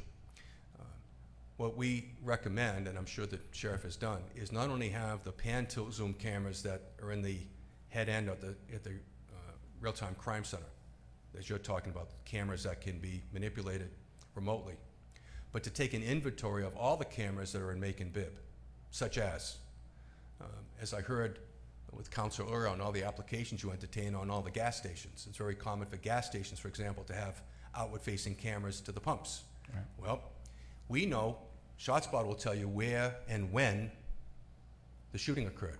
We tell you what happened, where it happened, and when it happened. Precisely. So you can go, if you don't have a camera on the shooting itself, let's look at other assets, camera assets, bank ATMs, gas stations, stores that have outward-facing cameras, and then, of course, Ring doorbells, to see if we have the shooting captured on those privately owned video systems, or to see who had access to the crime scene or egress or flight from the crime scene. And I'm sure the sheriff has those inventoried now. Because we give them precise location. Again, 911 is some distance away. We'll put in the deputies right on the scene, and they can look around and say what video assets are available that maybe we've already captured the shooting, that we can get that footage. Thank you for that. And it's important that we utilize technology as an asset to us, especially with our force. We have great men and women out there that are doing a great job. And I want to try to do everything we can to assist in that process, not hinder, but to help. Outside of that, in regards to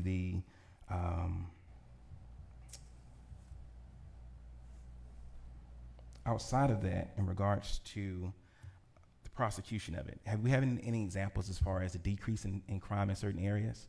Like for instance, working with the DA's office in prosecution, have you had any examples in regards to capturing the bad guy in a sense and utilizing what we have now to speed up the process of getting them prosecuted? Absolutely, and we welcome, first of all of our customers are very transparently put on our website, shotspotter.com/cities.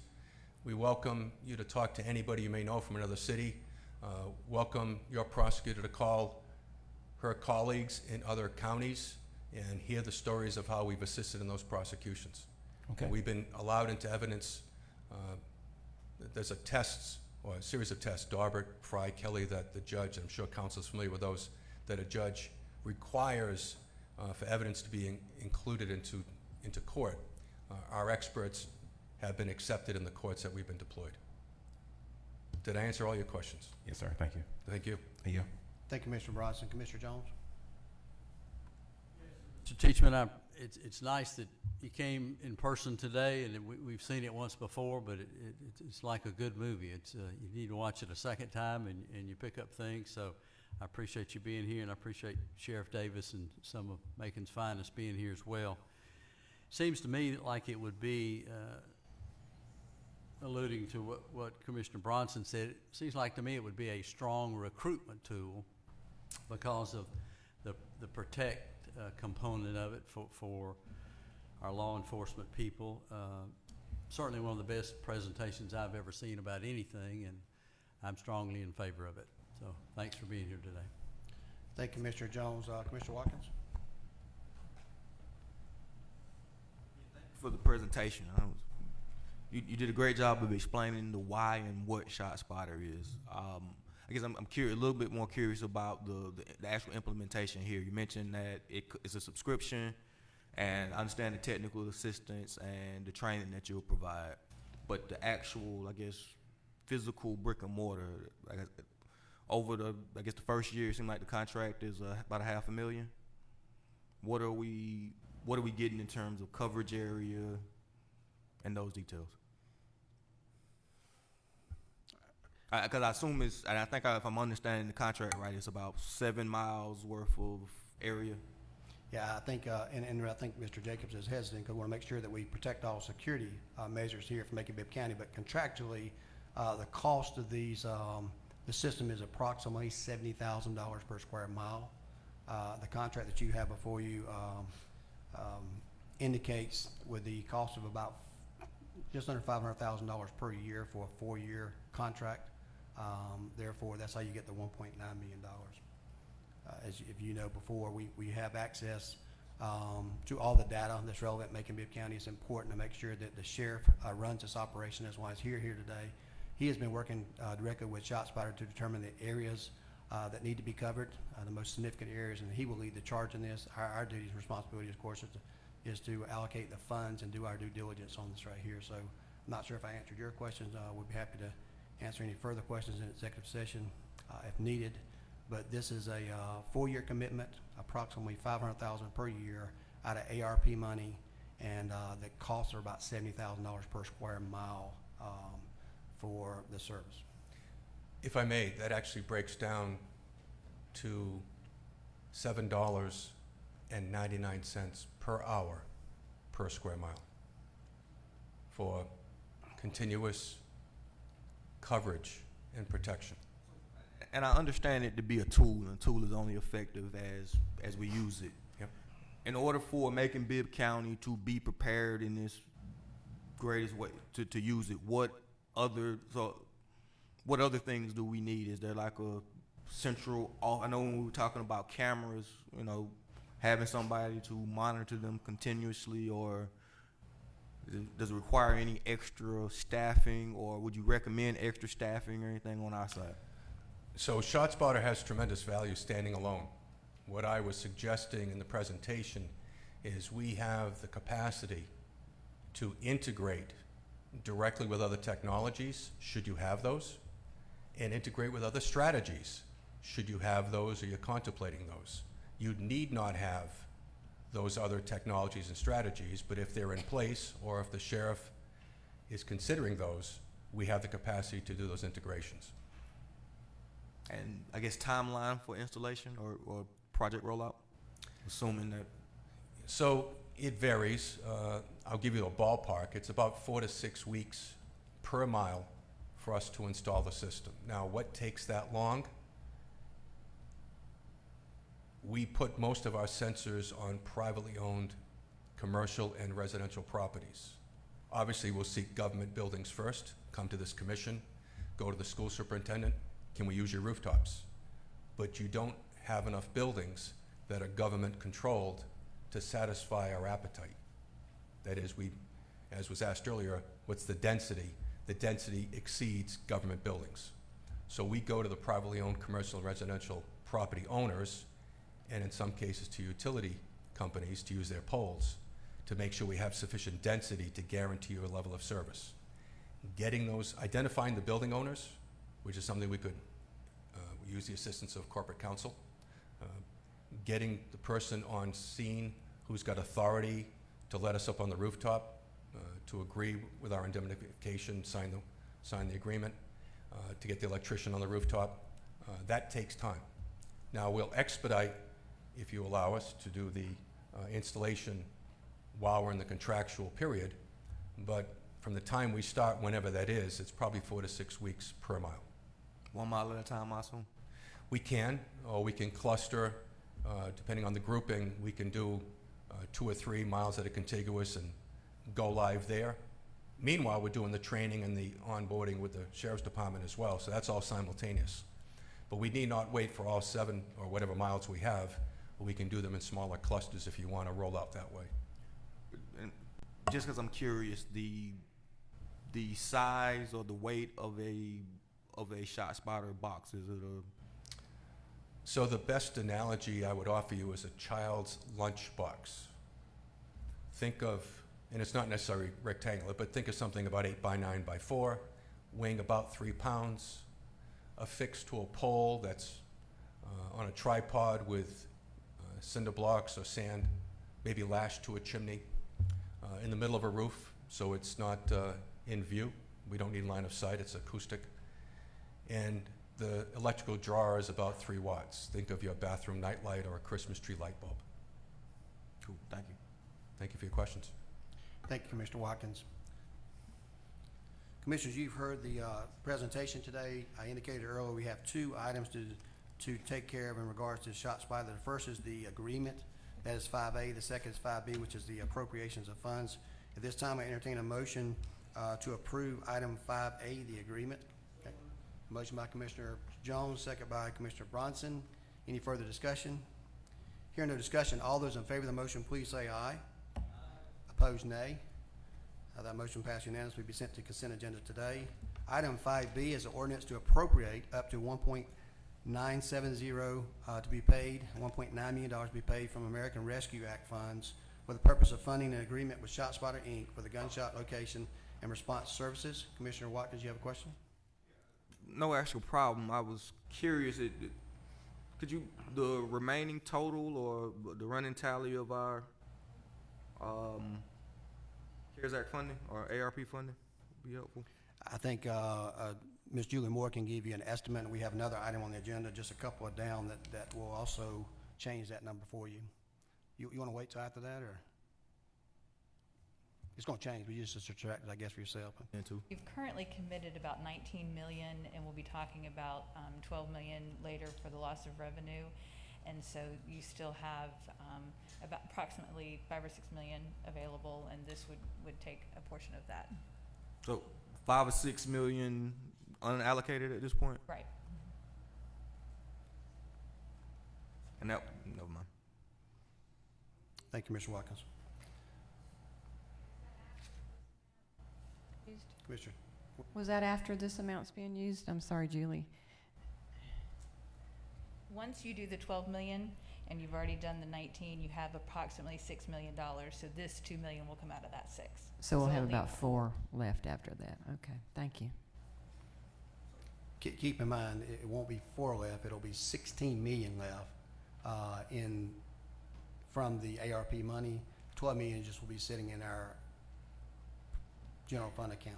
One other point to point out, this is half of the money for this year, so we'll still get another allotment next year, right? That's correct. Okay. Commissioner Bronson? So out of the funds remaining, could we possibly entertain the thought process of the automated speed cameras to tag team with his program? Certainly, if that's your request. Okay, thank you. Okay. Any additional questions? Okay. At this time, I entertain a motion to recommend appropriating the appropriate funds. A motion by Commissioner Jones. Can I get a second? Second by Pro Tem Clark. Any further discussion? Hearing no discussion, all those in favor of the motion, please say aye. Opposed, nay. That motion carries unanimously to be sent to the agenda today for final vote. We're going to move on to contracts for implementation or renewal. We have several of those, at least 2 of those today. This is a resolution authorizing the mayor to execute an agreement with Yancey Brothers Company for the repair of equipment for the closure of the Walker Road landfill in an amount of $327,996.99 to be paid from the Solid Waste Management Fund, City Solid Waste Landfill Repairs and Maintenance, Machinery and Equipment line item. That's my motion. Can I get a second? Second by Commissioner Jones. We have any questions in regard to maintenance of this equipment? Seeing no questions, all those in favor of the motion, please say aye.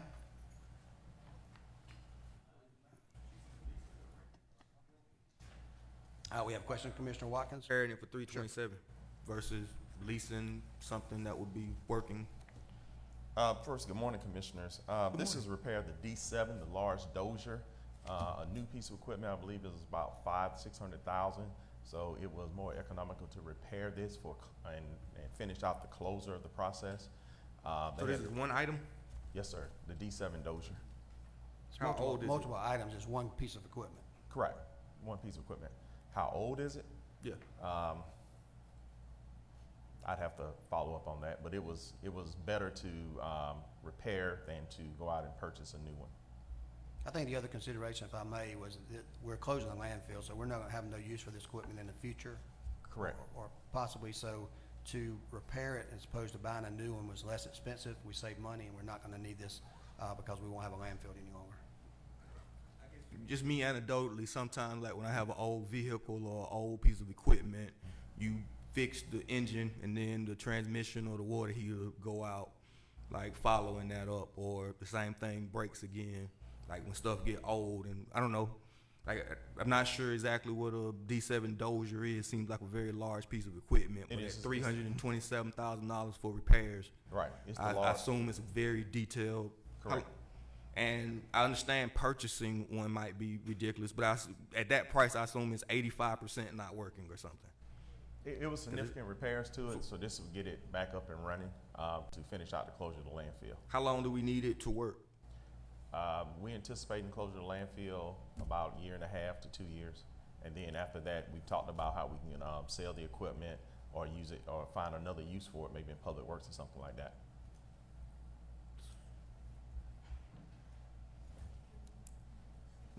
And leasing was not an option of one of these items from rental or something? No, sir, because it's such a large piece of equipment.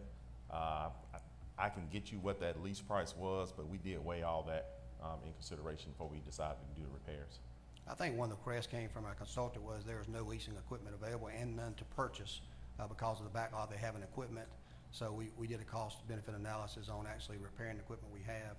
Otherwise, we've been waiting several months to receive a piece of equipment, putting us further behind with meeting our obligations for closure of the landfill. You are correct. That was a significant part of the conversation, timing also. How long Do we suspect that this is already being repaired or less than 30 days? Yes, sir, less than 30 days. Year item did you, what year did we first? I can get that to you. Oh, it has 170 hours on it? But you're referring to the sales, the repair document in? Yeah, right, I'm just going through the document. I'm assuming that the item has 170 hours of uses on it already? Is that what this is telling me? I don't have that document in front of me, but I'm sure it has more hours of use on there. But I'll verify that with you. I can get you a detailed description on it. Thank you, Commissioner Watkins. Commissioner Howell? Looking at the repair order that's attached to our thing, it's got 170,000 hours. 170,000 hours Okay. on it. Yeah, that sounds more about right. That And sounds more right. this is a total rebuild on this D7. Correct. If you read it, it's transmission, motor, radiator, redoing cylinders and all that. So this will be a refurbished piece of equipment, which would actually be a very good, have a lot of resale value if we decided we didn't need it after the landfill. So I think this is a great use of our money. Thank you, Mr. Howell. Commissioner Jones? Just for County Manager Moffitt, what was the cost of a brand new one, if you could get it? You recall that? It was probably around, I recall about 600,000. Okay, yeah. And just like, you know, whether it's this or just about any product you want to name in today's world, you can't get it. You can't get it. So if we can get it repaired and that does the job, and perhaps, like Commissioner Howell says, we can even resell it, then seems to be the most prudent way to go. Thank you, Commissioner Jones. We do have I got a motion to approve. Okay, Commissioner Wilder, got a second by Commissioner Jones. No further question. All those in favor of the motion, please say aye. Opposed, nay. That motion carries and will be sent to consent agenda for today. We have a resolution authorizing the mayor to execute a purchase and sale agreement with Williams Communications for the amount of $123,200 for the purchase of a server upgrade for the public safety towers to be paid from the SPOS 2018 fund, public safety towers, property line item. That's my motion. Can I get a second? Second by Pro Tem Clark. Any questions? Hearing no questions, all those in favor of the motion, please say aye. Opposed, nay. That motion carries and will be sent to consent agenda today. We're going to move on to a street light on Houston Street. Resolution approving a petition for installation of one street light on Houston Street pursuant to Article 10, Chapter 29 of the Code to be paid from the Facilities Management Budget Services to Government. That's my motion. Can I get a second? Second by Commissioner Howell. Any discussion? Seeing no discussion, all those in favor of the motion, please say aye. Opposed, nay. That motion carries and will be sent to consent agenda today. Going to move on to the update of the code, and I'll ask my attorney, Ms. Beavers, to come forward. This is an update of the code. This is an ordinance to amend Chapter 4 of the Macon-Bibb County Code of Ordinance to provide for modifications of the alcohol beverage licensing proration structure and to exempt certain licenses applying for a subsequent license from fingerprinting requirements. We'll go ahead and let her explain this before we do a motion in a second. I know there's a pretty lengthy document that was sent out to commissioners on Friday, and I'm going to ask her to give a synopsis of what that document entails and what effect it has on our current ordinance. Good morning, Commissioners and Mayor Miller. This is a update to Chapter 4 of the Alcohol Licensing Code as related to new licenses, the proration scheme, and then reapplication for a subsequent license for a current licensee. Under the new modifications to the code, applicants for alcohol licenses will be changed over from proration. So currently under our code, when an applicant for an alcohol license applies, they get, depending on what month they apply in, they get a prorated licensing fee. So if an applicant applies in June, they would pay a prorated fee, 1/12 for each month of the year remaining after the month in which they're licensed. Under the new change, that proration scheme would remain in effect through August 31st of each year, but applicants that submit their application between September 1st and December 31st would not have that proration. They would just pay a full application fee, but their license would be valid until the December 31st of the following calendar year. So that would allow them to not have to apply and then automatically turn around and reapply for the next year. Thank you for that. I know Commissioner, the tax commissioner has been asking for this. I think this came at his request, and I know Commissioner Tillman has a question. Yes, sir. Yeah, well, it's too bad he asked for it. I mean, we put it in place because we were trying to help those small mom and pop shops who could not afford that big payment every year. So it's just additional paperwork that he may need to deal with. I mean, we put this recently in place. It hadn't even been in place a year because folks that had a small business starting out that was paying in essence of up to $4,000 for a business license could not afford it. And so this was a way that we came up with a way to appropriate it. And so, I mean, he hadn't reached out to, I don't know who he talked to besides you, Mr. Mayor, but I mean, this is why we put it in place. So there's no other means to say how we help folks. Because if a small business that seats 50 people who is solely dependent on beer and wine and alcohol license, they can't pay all that money up front. I think this so actually this was to benefits help people. them. I think this is a benefit to them to allow them to have a license for the whole next year, not to have to do two licenses back to back. So you're actually going to allow businesses to be able to open up earlier, generate additional tax revenues for Bibb County earlier, and go and have a business license earlier as opposed to waiting to the next year. Because we, you know, especially in this environment here, there's some issues of getting permitting and business licenses and code and jump through all those hoops. And you get into a situation where you could open up later in the year, but you don't do that because you have to pay that full amount of money just for a couple months of that last quarter. This would enable them to go ahead and have the license for the full next year without having to go through that process, which actually would help mom and pops as opposed to going against them. So I think that was his reasoning for requesting this. He requested it quite some time ago, and we just enable now to get this in there. We do have a second part that will be coming for this as far as other businesses, not alcohol licenses, in discussion of the title ponds and other things that we did before to make sure that we actually have a legal way to regulate businesses and make sure they have business license. But I think this accomplishes the goal that you're talking about as opposed to working to the deficit of them. So my interpretation was, okay, so I guess I'm misunderstanding. The attorney, this is not punitive. This actually rewards them, and it actually gives them. Okay, so y'all have looked at what we had put in place before because I'm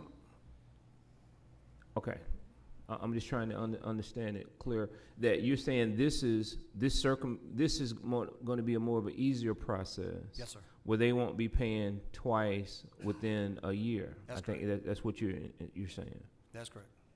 Enable them to go ahead and get opened up, and us to be able to get the license, and then they will be good for the following year. So it's actually a benefit, not a detriment. Okay, is this the same as, so, for instance, so when some people were waiting for a license or a alcohol license, and we would not allow them to even be open. A lot of them wouldn't even open because they couldn't serve.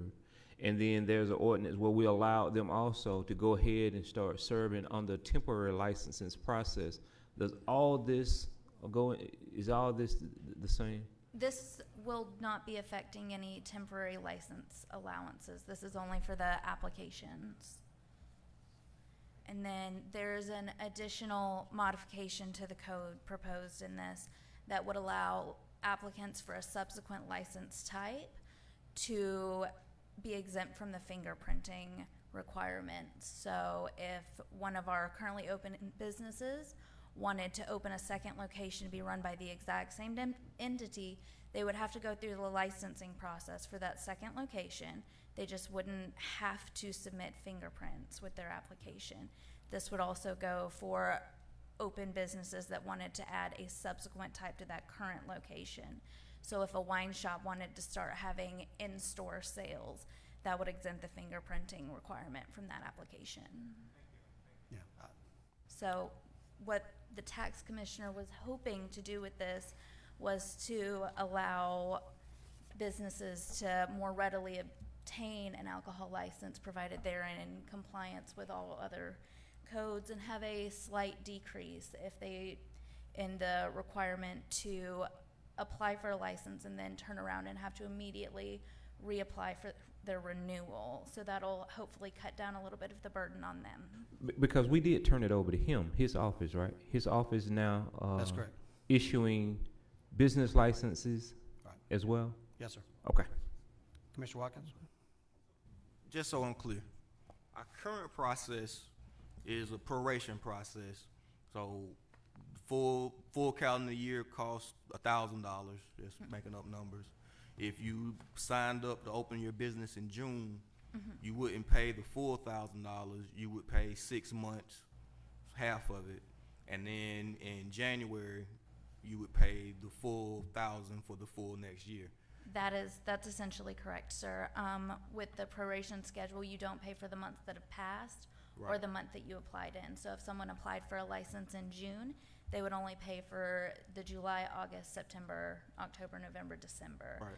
And then with the reapplication, they would apply September 1st to December 31st for their next year, for Right, their and next year I think that's license. to Commissioner Tillman's point. That was a recent change because prior to that change, it was a flat fee. No matter if there were 2 days left in the year, you still would pay us for $1,000. And I remember some businesses would do that because of trying to throw like a New Year's party. They might get the full $1,000 license in December for 1 month and then come right back. The new process that is here, if I'm understanding, explain it one more time. That if an applicant comes in, if they wanted to open their brand new business and have a New Year's Eve, December 31st kickoff, and they applied during the September 1st to December 31st renewal period, they would pay the full fee. They would pay the full 12 months. But their license would go from the time that it was granted until the December 31st of the next calendar year. So if they were able to apply September 1st and that was granted at some point during that renewal period, their license would last from the effective date until December 31st of the subsequent calendar year. So if I got my license in September, old system I would pay, current system I pay 3 months. This system I would pay. You would pay the full 12 months, but you would get the September, October, November, December, essentially not pay for that. It would just be your full next year license. Okay, so I would pay, starting in September, I would pay, I still pay for 12 months, but I get 3 months for free. Yes, sir. Okay, so we giving 3 months away for free. Wow. It, That loses us money, right? it'll lose a nominal amount, but the tax commissioner feels that it will increase the efficiency of his office and ease the burden on newly opening businesses. Just so I'm clear, a lot of the alcohol licenses that I just approved that now we tabled, right? Seems like I got like a little beef with that industry right now. This would cheapen the burden for them. This would cheapen the burden on the new application, since in those are the, September. So instead of, they wouldn't even need to pay us the 3 months. They would just got it for free. Yeah, okay, I get it. granted, yes, sir. I get Thank it. you, Commissioner Watkins. Commissioner Jones? Yes, sir, just clarification. So the window to apply is September 1 through September 30th only. Is that correct? September 1st through December 31st. That you can apply, okay. Yes, sir. You kept saying September 1st. I got lost there. September 1st. So anytime from September 1st through the end of the year, you can apply and jump through all the hoops, get past all the regulations, and then you're covered all the way through December 31st of the next year. Yes, sir. Okay, I got it. Commissioner Tillman? And I can tell y'all, I know that the tax commissioner does his due diligence and has things for a reason. Here's my concern going forward. I think it works. It helps some folks. One of the ideas was there were folks trying to take advantage of the holiday season. And I see it as possibly we could lose some revenue. So the question becomes now is, we're on our calendar year ends June 30th. You know, we're not bending our calendar year for our budget. Folks are going to come back and say, why people can't come back and say, well, our taxes on our property is due on this date. Can I go ahead and pay them right here before this and be prorated and don't have to pay again until, the following year. It's like the date changes. When property taxes are due at a certain date, just like licenses are due generally starting on January the 1, and have to have them done, I think, by April 1st or April 15th. We don't do property taxes like that. We don't start our calendar year like that. And I know he has a good explanation. He's not here to say it, and I know he has a good explanation because he does his due diligence. But I just think there's nothing stopping somebody from coming and saying, well, you did it for the people with alcohol license. Why don't you do it for me as a property tax owner? And let me pay my tax bill. I can't pay it right now. Just let me pay it these 3 months, and then don't bill me again until the following year if I'm gonna buy this house and buy this property and so forth. You see, I mean, it could be a issue that somebody's gonna come back and say, I hear I'm you. just One thing, that's the state law. It's not, we don't have anything to do with that statutory. Ours is local. This is more business friendly, but what I believe that the reason is those people are not getting licenses for September, October, November. So we're not getting any money anyway, so you're not losing any. They're waiting till January, but you just lost 3 or 4 months of somebody being in operation of business and hiring folks and sales tax and those types of things. Like I said, I don't have a dog in the fight. He's asked for this to be more efficient. I'm assuming he's gonna come back later on and ask for more money for his office to run, which will, And so if you don't do this is what I'm saying to the commission. If I just started my business in September, I'm opening up an establishment and I want to take advantage of the holiday season, $1,000 is no money to me if I can, or 4,000 as opposed to what I could make on a holiday season or weekend. So I think yield. what you make and take through the door is different from what your profit margin is going to be. So like I said, vote it up or down. I just I think this is a way to be more business friendly, cut through the red tape, and be very more consistent. So, Commissioner Jones.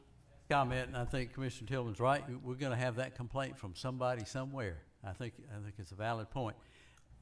But I do like the business friendly. I suspect it would probably save us some money by him not having to do it twice in that regard. And this is not a challenge, but I'm curious as to why did we not make it October 1st through the end of the year versus September 1st? Any thought on that? I believe Tax Commissioner McCord has previously been using September 1st as his application period. That is the time frame that he requested. He didn't indicate October 1st.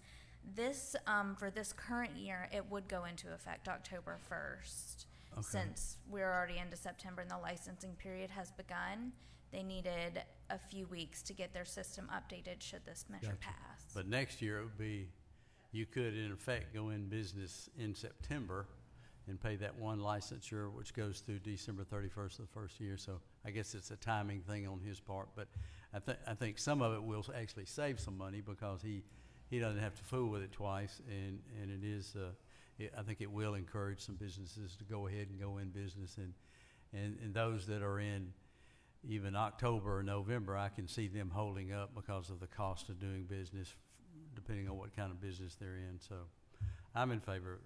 Thank you, Commissioner Jones. This time, I entertain a motion to approve. Got a motion by Pro Tem Clark, second by Jones. Question, Commissioner Watkins? To point out that this is September 14th, and there are like 8 items on our agenda today for new alcohol licensing. Again, I don't know. I get it. We want to, in general, be business friendly, but again, we're in the middle of trying to do moratoriums, and there's some businesses that are not helping us. And this is, again, granting an industry who is doing very, very well cash-wise a discount that's unfair to the county. Like, we are incurring costs by providing, even when we give them the license early, people got to go inspect for cameras. The sheriff got stuff to do. We deserve to get a fee for people doing the privilege in our city. To give somebody the right to sell alcohol for 3 months for free is negative for the county. We are the regulators who still regulate for those 3 months or maybe 4 months that folks are doing this. So, again, I'm voting no, and I would encourage others to vote no as well. Thank you, Mr. Watkins. We do have a motion and second. All those in favor of the motion, please say aye. Opposed, nay. Let me raise your hands if you voted no. You want a poll? Okay, we'll do a roll call. Commissioner Wynn, how do you vote? Commissioner Bronson, how do you vote? Commissioner Lucas, I'm sorry. Commissioner Jones, how you vote? Yes. Commissioner Clark, how you vote? Yep. Mr. Wilder, how you vote? Yes. Mr. Howell? Yes. Mr. Watkins? No. Mr. Tillman? No. What's the count? 5-3, vote carries. Will not be on a consent agenda, but we'll move it to the agenda at our next meeting today. We're going to move on to the item 10, which is ARP loss of revenue. This is an ordinance to appropriate up to $12,033,487. What did I do right? $487.12 to be paid from American Rescue Act funds and the general fund balance for the purpose of reimbursing Macon-Bibb County for revenue lost during the COVID-19 public health emergency.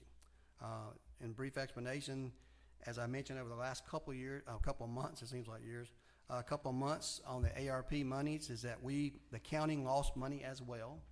And one thing that we bring in before this commission at some point in time, after getting all the regulations, after getting the formula that required to go through a number that's calculated based on our real numbers and data that we put into the formula.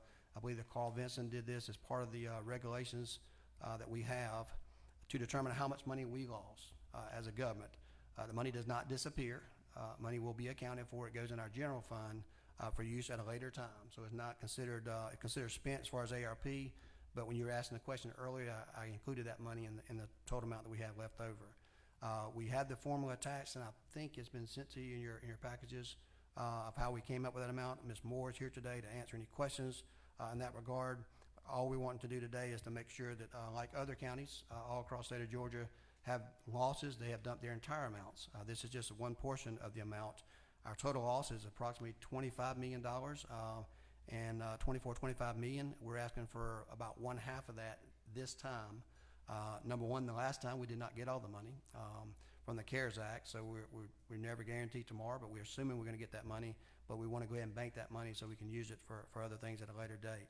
So this is the ARP loss of revenue that we've been discussing. I've been reminding you about several times before. Certainly in October, we anticipate coming to you with a request coming out of general fund to fund all those community organizations for all the forums that we've been having. This is step one in that process, and we'll be taking the money out of the general fund. This will be designated as other items. So that is the purpose of having this on here today. The money will not disappear. It simply go from one account to the other account, but it's something that's procedurally required, and that's why we did the formula for you. So I'm going to go ahead and ask for a motion in a second, and then we'll entertain questions at that time. This is my motion. Can I get a second? Commissioner Wynn makes a second on that. Commissioner Tillman has a question. Yes, sir, Mr. Mayor. This is a no-brainer. I think you oversold it. Motion to approve. Thank you, Mr. Tillman. You're never so sure of this group. Commissioner Clark, do you have a question?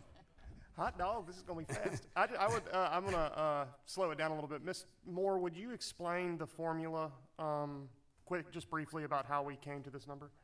I know you sent it to us. I just love an explanation too. Well, yes, and it's a formula that was actually described in the legislation, and it's complicated, and it includes an escalator. They assumed that we should have continued to see a basis of growth during this time. So Carl Vinson actually stepped in and created a calculator for the entire state of Georgia for all the communities to use. And you use your DCA numbers, and they tell you where to plug it in, and it gives you an escalator that's appropriate for your community. And for us, that meant that we would really see about a $24 million capture. And our proposal today is to take half this year and half next year. Thank you. Thank you, Pro Tem Clark. Commissioner Watkins, you have a question? Yeah, just a little bit more. So if I'm looking at this three-step process, it seems like they're saying the compound rate of growth for Macon-Bibb County was 9.5. So am I understanding that our budget grows at a rate of 9.5%? No, but it's the way the calculator created that growth. At the very basis, we could have taken a 4.1%. That's described in the legislation that everybody would achieve that rate of growth across the United States, and that was them just giving a baseline. But when you put in the calculations of the DCA numbers that were required, it actually appeared as if our growth should be 9.5%. So Christy worked on it. She talked with people at Carl Vinson's. We've talked with the auditors. This is the calculator we filled out, and to the best of our ability, this is the money that we're going to draw down. Thank you, Mr. Watkins. We do have a motion and a second. There's no further questions. All those in favor of the motion, please say aye. Opposed, nay. That motion carries, will be sent to consent agenda this afternoon. We do have several external agencies and healthcare agreements that we need to go through to be items 11A through M. I'd ask the commission to consider doing those as one grouping. This is our attempt to treat each and every one of these agencies equal and the same. And the reason we're doing this for 1 year is because although we act on a fiscal year, Commissioner Tillman, open enrollment does not act on a fiscal year. They do something differently on a calendar year. So this is time for open enrollment. We will be making some changes next year after advice of counsel on how we deal with external agencies for their health insurance policies, but we felt like it was not fair to have them agree to a budget in June or July and then turn around and tell them they had to pay increased fees. Also, we want some further advice from counsel on how to deal with these agreements. This also is very consistent. Instead of having each agency treated differently, they have the same exact contract and the same exact prices, and we telling them this is a 1 year deal, that they may or may not have coverage with this government under our health insurance policy at the completion of the year. We do that in hopes of them to go ahead and seek out other insurances because we're self-insured government, which means each of these agencies, although valuable, we take the hit for every time someone goes to the doctor that's not covered. So in an attempt to manage our finances for our government and to be more efficient, and this was brought out during the previous administration's time by our own auditor, Stephanie Jones, and it happened to finalize during my administration. So we're asking you to consider each and every one of these resolutions all together at one time if possible. Commissioner Wynn, did you have something? Just wanted to make sure you have discussed this with each agency. Is that correct? So We've they're aware of met it. personally with each agency or their representative, along with our council, along with the healthcare recovery folks. For this at one time? I don't see a problem. Attorney Groover says they're all the same. Yeah. We can do that. So, yes. Just for full indication, we did meet with each agency. The only one that was not there was Keep Macon-Bibb Beautiful because it was just an email because she's new, but other than that, and the only agency that is different is the library because they have some requirements with the state offering that we did not want to do some unintended consequences. Kind of like if a spouse has insurance somewhere, they have to be required to use that. So the state has one policy or something that does that. So the only one that has any difference is the library, but for the most part, everything else is the same. Yes, ma'am. Thank you, Commissioner Wynn. Commissioner Howell? Motion that we combine A through M. Yes, that's in order. Make that motion. Got a motion, we combine 11A through M and support? Or no? Just combine them first? Or we just combine? So we have a motion and a second. All those in favor of combining all the external agencies 11A through M, please say aye. Opposed, nay. Those are combined at this time. I entertain a motion to approve each of those items. Got a motion by Pro Tem Clark. Can I get a second? Second by Commissioner Howell. Any further discussion? Seeing no discussion, all those in favor of the motion, please say aye. Opposed, nay. That motion carries and will be sent to consent agenda today. All right. We are right on time at 11 o'clock for executive session. As indicated at our last meeting, we expect a very lengthy executive session for today. Different people may differ about what lengthy is. I would anticipate at least an hour. It could be longer, maybe hour and a half, 2 hours.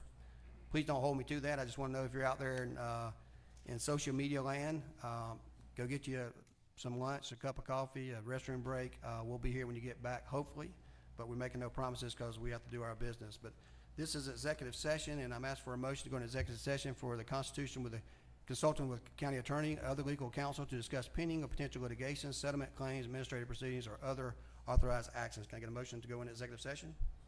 Got so moved by Commissioner Howell, second by Commissioner Bronson. Any discussion? And personnel as well. All allowed by law. So we'll come back. We do have some items that we'll be vote on out of executive session today. So there are some other items on the agenda we'll be voting on after executive session. So we have a motion and second. All those in favor, please say aye. Opposed, nay. Thank you. We're now in executive session.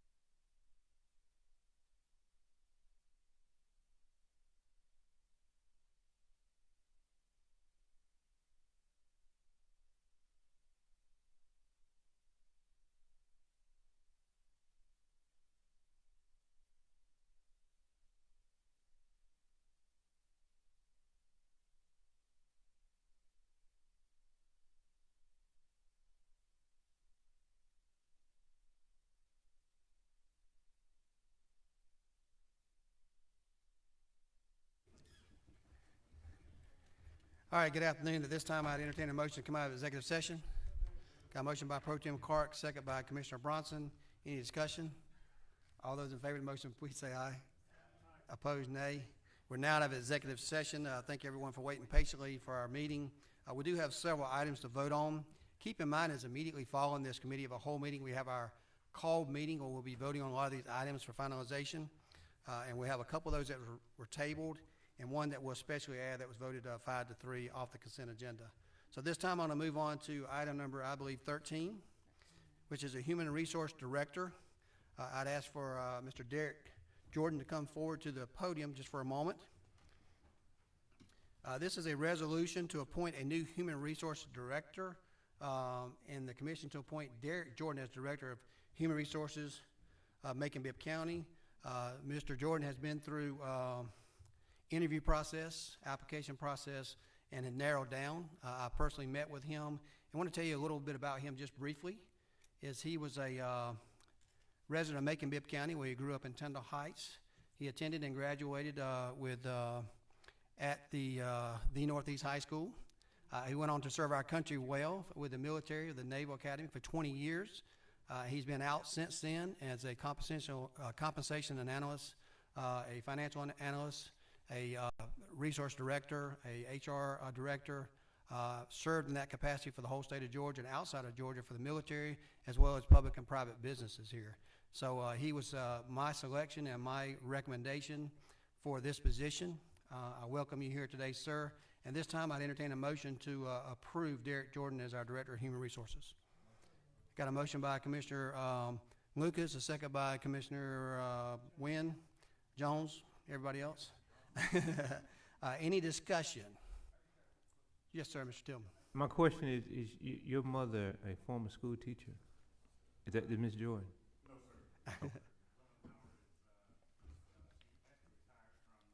sir. Macon Housing Authority years ago. Welcome. Thank you. Thank you. Any other questions? At this time, I'd call for a vote. All those in favor of appointing Derek Jordan as our new HR Director, please say aye. Opposed, nay. That motion carries unanimously, and welcome aboard, sir.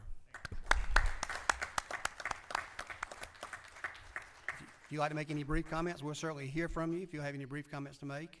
Not a long speech, but we certainly appreciate you, and let us know when you're ready to go to work. Thank you so much.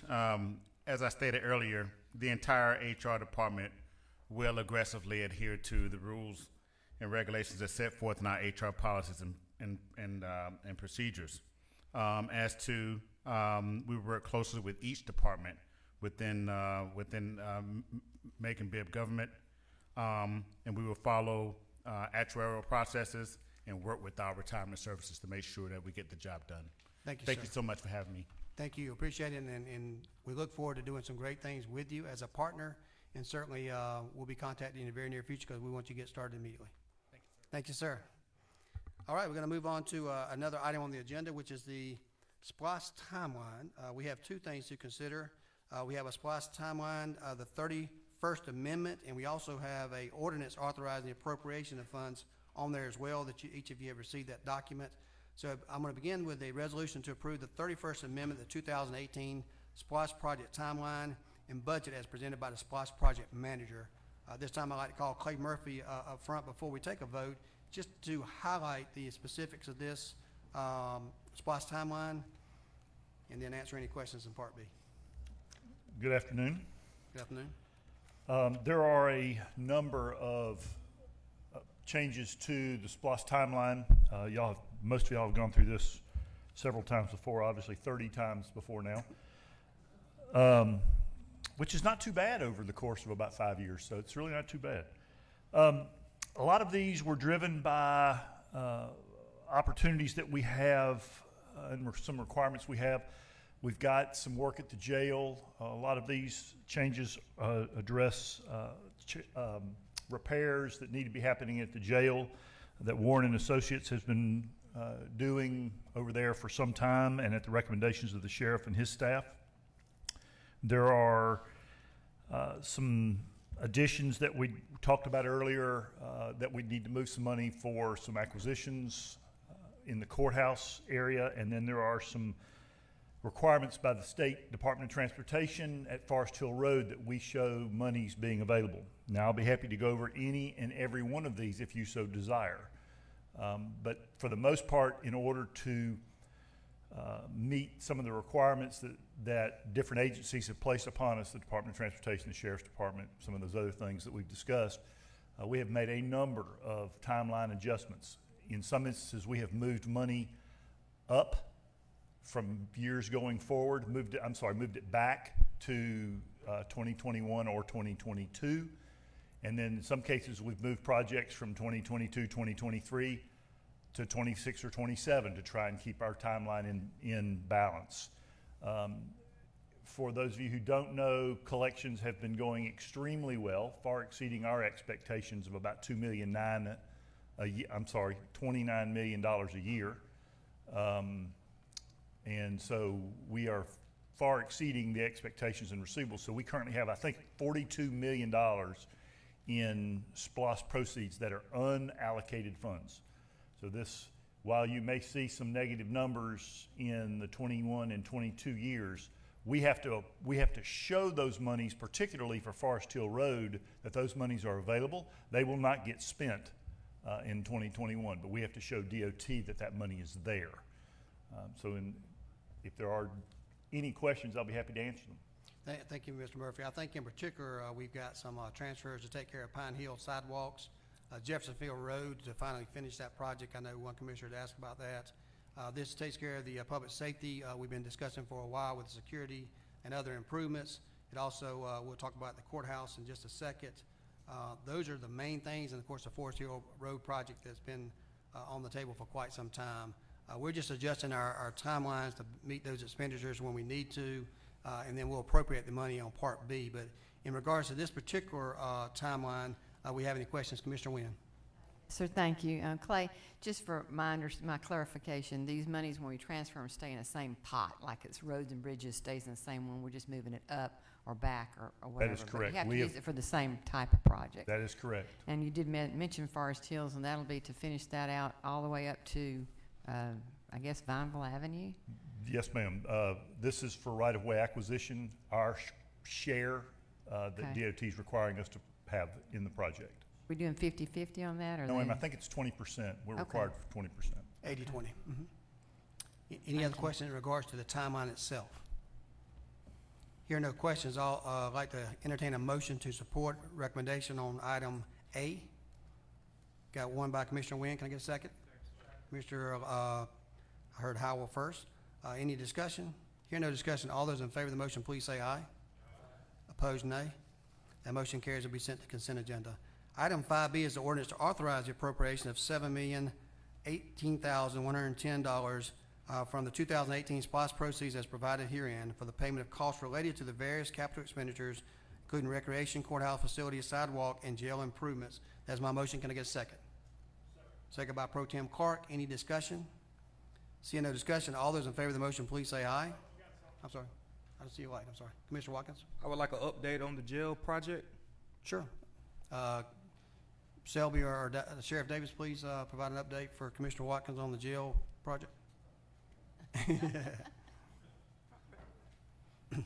Well, I'll kind of warm it up, and then Warren will come up and give you the details. But we're moving forward, and this allocation here should complete what we need to do. We've gone in and done some of the things that the grand jury said we needed to do as far as some of the mold, some of the air conditioning situations. The main thing that this is going to do is help us finish up on the cell door modifications that need to be done in the cells on the old part of the jail, so that they can be better made, not to be tampered with. During this time, these last few months, we've had about 6 cells that we have tested some modifications to. They've worked so far, and so we're ready to move forward with doing the rest of about 350 cell doors throughout the facility, and that's what this will finish us up. Now remind me, I think earlier we allocated about $3-ish million for jail doors. There was about $3-ish. Well, it was about $3 million for the whole project, and we have found out we don't need to buy new cell doors. We can modify the ones that we have, and Mr. Selby can go into the details of that, about that if we need to, but what we're gonna do is a serviceable and workable solution to what we need to do. And so we're able to save money on that end, and some of the other funds that we have, we're addressing the issues that were brought up by the grand jury, some of the mold, some of the renovation issues, some of the, just wear and tear issues that were back there in the jail. So this should complete with this, and this will bring us a little under the full 3 million, but hopefully we won't find anything else as we go forward. But this should complete all of the renovations that we need to do. Is the 3 million plus this 1.7, or this 1.7 is included in that 3? It's included. It's included, yes. So we're just reappropriating money we've appropriated before? No, I think we anticipated the cost being at 3 million before. We appropriated like 1 million dollars, if not more, and then now we're appropriating the rest from a different pot. Is that right? That's right, yeah. Yeah. Thank you, Mr. Watkins. I'm sorry, go ahead. I guess just broadly, what's the daily number of inmates in our jail? Right around 830 average in the jail. We can hold 966, so around about 830 in the jail right now. Simple. Yeah. Fingers crossed. Fingers crossed.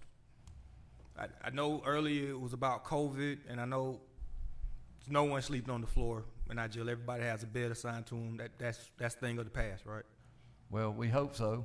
On some of the cells, we don't have anybody on the floor unless the cells are messed up to where you can't put anybody into them, and that's what this is going to help remedy.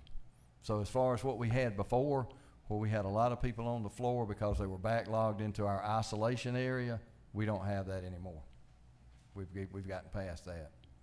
Okay, but it sounded like something, there was an asterisk there though, so. Well, because of some of the cells that are inoperable because of what we need to do with the renovations, there may be some inmates that kind of backlog on the floor, but it's very few and far between. I never talk in absolutes on situations like that because somebody will put on 13 that we got a guy on the floor tonight if it comes to that. But that would be the reason. Once we get through with this work, there should not be any reason at any time that we have somebody on the floor. Okay, thank you, sir. Mm-hmm. Thank you, Mr. Watkins. Mayor Pro Tem Clark. Yeah, I should have asked this on the last item, but since this is, we're allocating the money for the last item, not for you, Sheriff. I wanted to see with the allocation of the $100,000 to Matty Hubbard, just what the timeline on completing the Matty Hubbard project would be.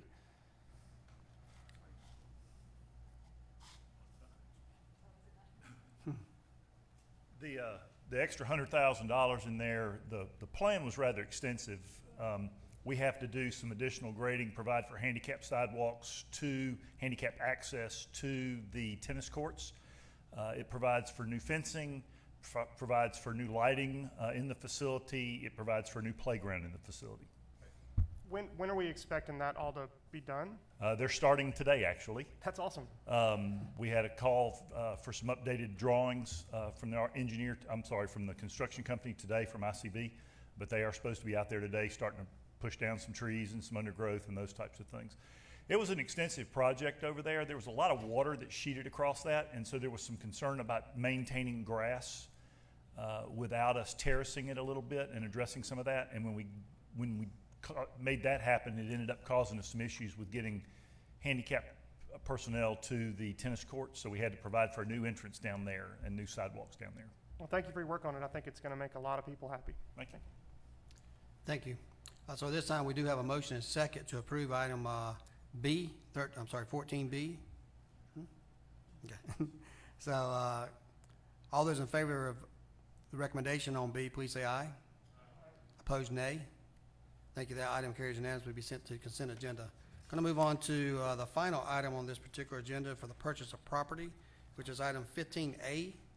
Regarding that item, we have a resolution of the Macon-Bibb County Commission authorizing the mayor to execute a sales agreement with EHP Properties LLC for the purchase of those parcels of real estate known as 688 Walnut Street and 236 First Street in the total amount of $2.150 million payable from 2018 SPOS revenues, 2021 courthouse line items, and other lawful purposes. That's my motion. Can I get a second? Got a second by Commissioner Howell. Any questions in regarding this item? Hearing no questions, all those in favor of the motion, please say aye. Opposed, nay. That motion carries unanimously to be sent to consent agenda.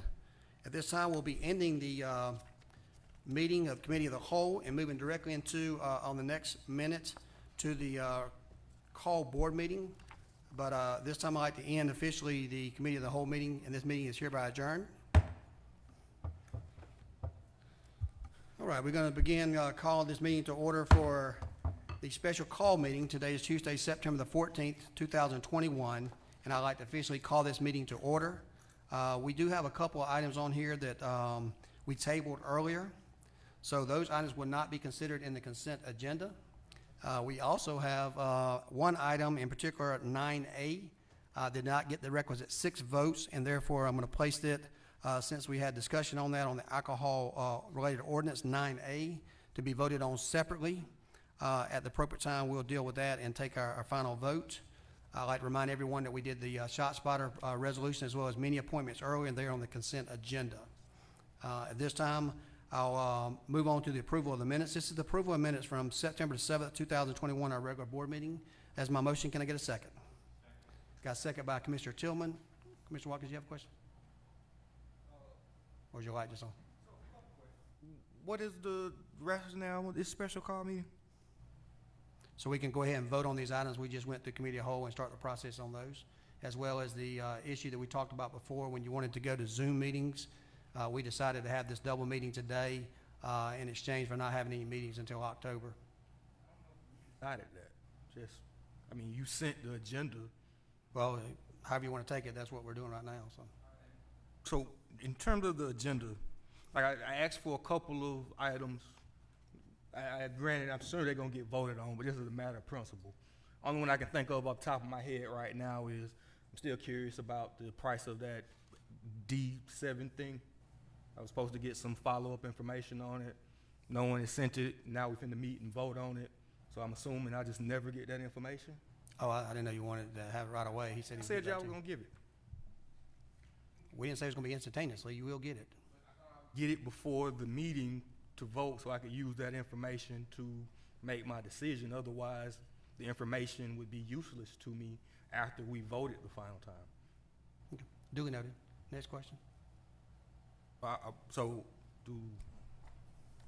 am I going to get anything? I mean, you'll get it. Are y'all prepared to follow up questions on these things? Because some of them on the consent agenda, so once I stop talking, we're going to vote on the entirety of the consent agenda, and it'll be over. So this is literally my only chance to get that in, because I got literally a minute in between the committee meeting and the full meeting. Right. And I think that's how we advertised it on Friday, that would happen. So I figured everybody would be prepared today. I'm not sure that information. County Manager, can you give me an update? Is that something that we would have at this time to give him right now? It'll take like 5 minutes. Okay. All right. Which item in the agenda is that from Commissioner Watkins? Let me just go through my notes from the.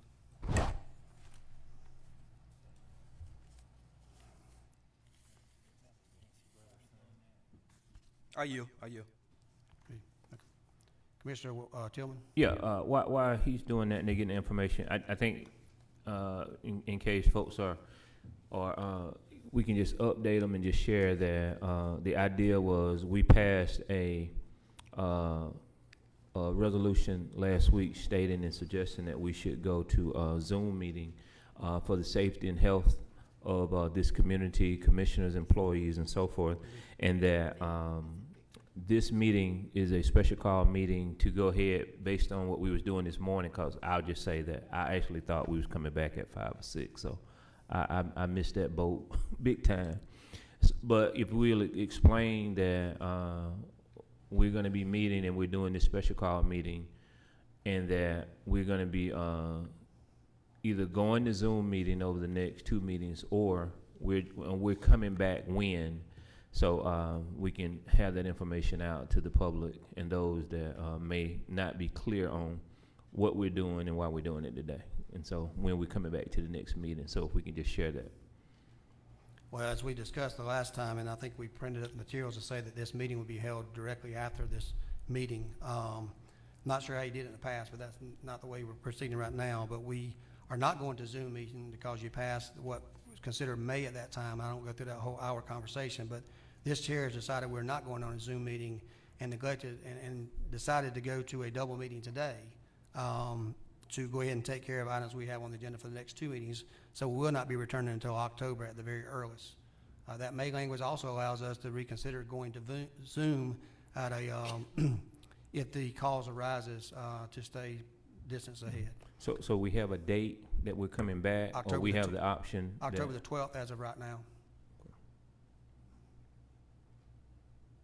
Unless some need brings us before, or we have a call board meeting between now and then. I do know that that item is 3V. Commissioner Watkins, and it appears County Manager is standing before us, so maybe you have some information for you this time. Sir, we're calling Yancey Brother to get the quote in writing, but the new one is $800,000.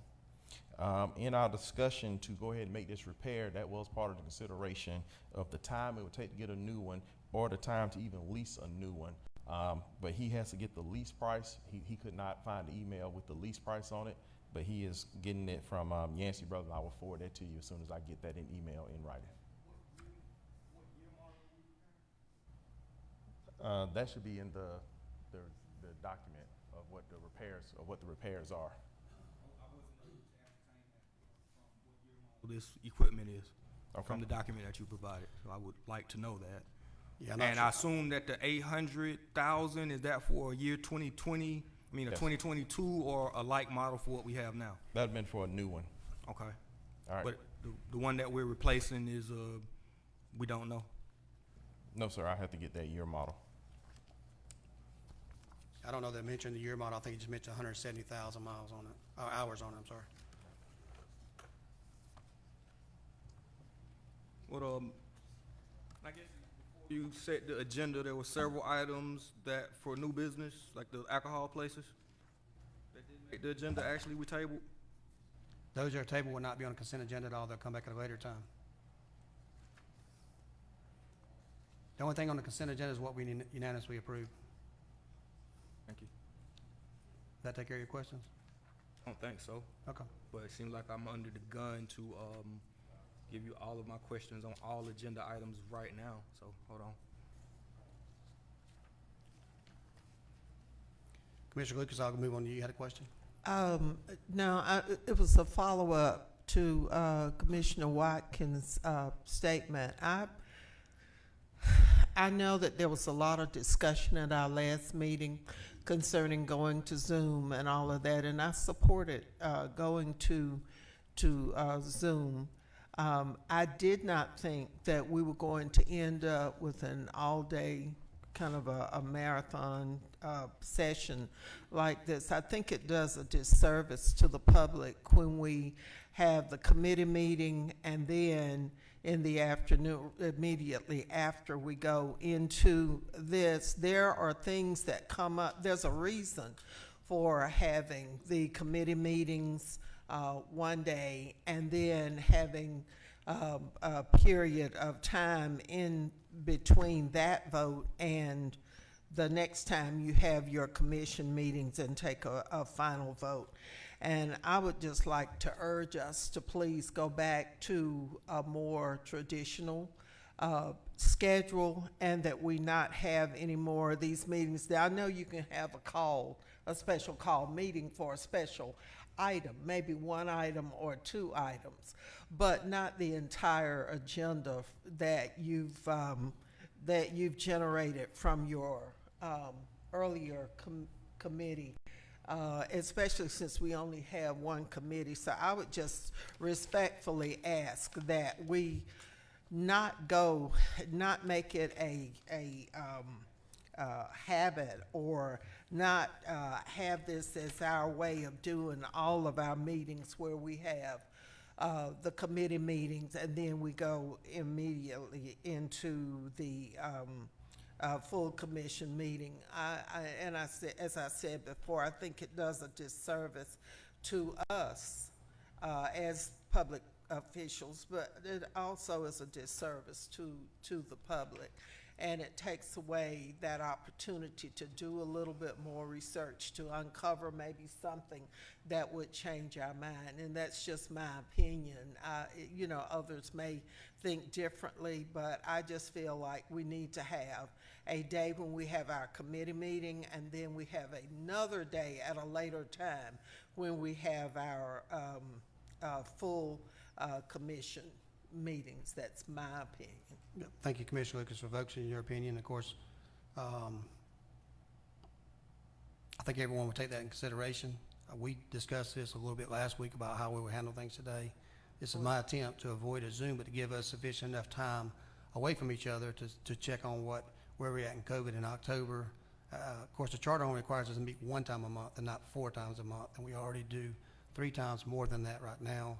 So certainly I think these are important items that we need to handle today, and I'm satisfied with the process, allowing for future discussions between now and the next couple of months because we've got the holiday season coming up in November, December, where we meet sporadically, if not all the time anyway.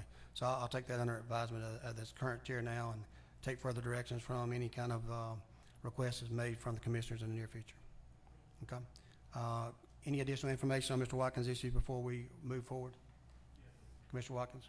So in addition to the Yancey, one of the big items we talked about today was the shot spotter technology. Great presentation. Second time hearing the presentation. First time seeing numbers related to it. Seems like great technology.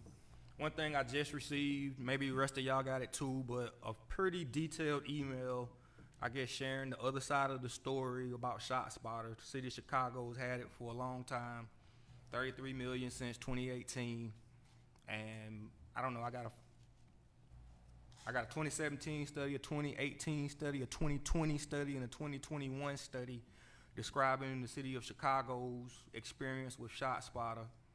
I would love to have been able to read this, you know, prior to the vote, which would have happened on a regular day because it just got sent to us at 12:24 after we discussed it the first time. But we'll make our decision on ShotSpotter with none of this information, which again just seems inappropriate. You're certainly welcome to your opinion. I'm not going to debate each other on every issue. That article is not new. It's been out there for quite some time. We've known about ShotSpotter since June. I've been mentioning it since June. You had a preview of that on Zoom where you could ask any questions you want to those folks, and those articles are existing then. I know very well that members of this board use Google a lot to research information. Is one of the first things that come up. I'm confident that the presentations was well. I'm not Chicago. This is Macon-Bibb County, Georgia. I think it works well with our MVP program. I'm going to continue to support it. So we're about to do a consent agenda. I will pull off 3V since you haven't gotten your information yet. Commissioner Watkins, which is the Yancey. We'll take a separate vote on that. Maybe we'll have your information by then.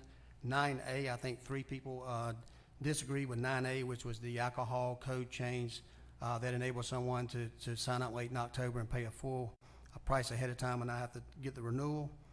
So this time we're going to take a motion to approve the consent agenda, subtracting those items that were tabled as well as these items here, and then we'll move forward with a specific vote for your items, Commissioner Watkins.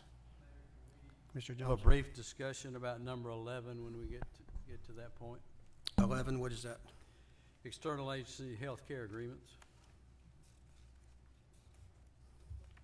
We're going to do it on a consent agenda, so you want me to educate the public again on what we just discussed a couple hours ago? Missed that. I must have been on a comfort break. It must have been a very brief conversation. No, actually, we handled all these together. The external agencies we talked about earlier, and the reason to have this is because they operate on a calendar year, and it's time for open enrollment. Through our auditing process, we discovered that there's some discrepancies on different contracts between different agencies, and we want to be uniform and make sure we're following the law. So on advice of council, we're going to agree to approve everyone that's currently on the list and with one additional for the next year under the current terms that we have to give them a chance to look for insurance elsewhere because we're self-insured and give them an opportunity to look elsewhere. Also for us to have a more conclusive answer on whether or not we can have some of these external agencies as part of our program. My question is, were they already on the approved list? Are they currently on our approved list now? I didn't think they were. All those are on our current list with different agreements per year, except for maybe Land Bank Authority, which has 1 or 2 employees. Okay. 'Cause And we had discussions on this board yeah, a and couple of years ago about, we opened it up and then here's one, and looks like we're doing it now with one full sweep, but you're telling me they were all on our insurance except for Land Bank Authority? they were all on our insurance under different terms and conditions, and we wanted to be uniform. We met with each and every one of them as a group with our folks, with the exception of Keep Making Bibb Beautiful. We later corresponded with them, and they all understand that there's a possibility at this time next year they may not be under our coverage, but we're still getting attorney counsel recommendations on that. Each individually as to whether you add them or not for next year.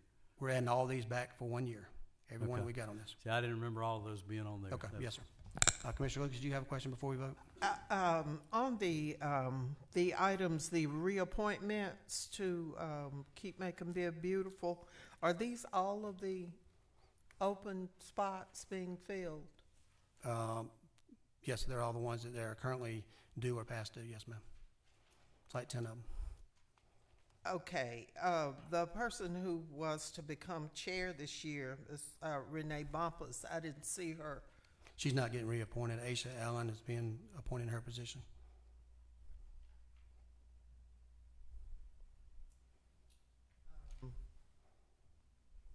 Okay, so how were these appointments just, are all the others folks who are presently serving? Most of them are. Yeah, the chair of this body makes the recommendation to this committee, to this board, and this board decides whether to accept or reject. The particular person you spoke about came up last August. Y'all did not approve her to get appointed, and it came to my time to reappoint her, and I decided to go with Aisha Allen. Did we not reappoint? When her time expired of August of 2020. We've never had her reappointment before us. Yeah, I didn't say you did. I said you did not approve her to get reappointed. It came to us, It and can't, we her did time not expired reappoint in her. 2020. It came to your mayor, expired in 2020 of August, and he chose not to put her before this board for reappointment. Otherwise, you would have already voted her in before my time. It's continued to serve. That's correct. In that position. So, if there is an opening, I would respectfully ask that Ms. Renee Bumpus, who is a minister's, is the First Lady of New Fellowship, who is very, very active in the community, that she be considered for reappointment. And I know I can't make that happen. I am just putting it out there that we ought to utilize folks who are willing to serve, and people who are serving and have great skills and have a love for an organization. They ought to be reappointed, and it should not be anything. It should not be a political thing. But of course, people have the right, depending on the office they hold, to make certain appointments. But I am requesting that if there is another opening, that Renee Bumpus be reappointed to Keep Making Bibb Beautiful because of her years of experience and her work with Keep Making Bibb Beautiful. Duly noted, Commissioner Lucas. This time we have a motion. Okay. I'd entertain a motion to approve the consent agenda, except the items we previously discussed. That's my motion. Can I get a second? Second by Commissioner Howell. All those in favor, please say aye. Opposed, nay. That motion carries. We're going to move on to several items. I'll begin with item 9A. That particular item involved the alcohol code. Our attorney is still here for further questioning on that if we need to have anything answered. But I'm going to read the resolution and we'll take appropriate vote.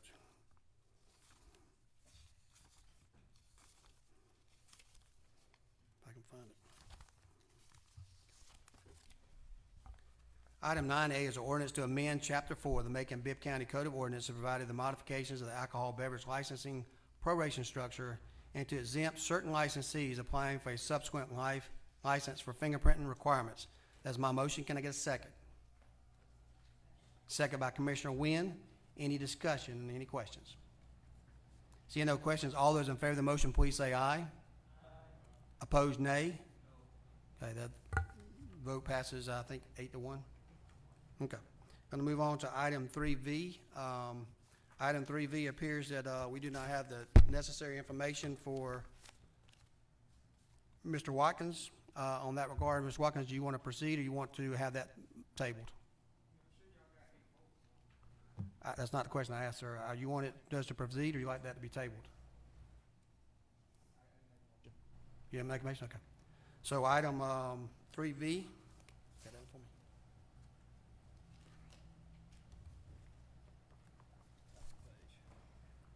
Item 3V is a resolution authorizing the mayor to execute an agreement with Yancey Brothers Company for the repair equipment required to the closure of Walker Road landfill, an amount of $327,996.99 to be paid from the Solid Waste Management Fund, City Solid Waste Landfill Repairs and Maintenance, Machinery and Equipment line item. That's my motion. Can I get a second? Got a second by Commissioner Jones. Any questions in that regard? Seeing no questions, all those in favor of the motion, please say aye. Opposed, nay. That motion carries 8-1. I think all items on the agenda have been covered this time. Did you see anything that I missed? Okay, if no further business brings us here today, this meeting is hereby adjourned and we'll notify you the next meeting in October. I don't know where my sheet went to.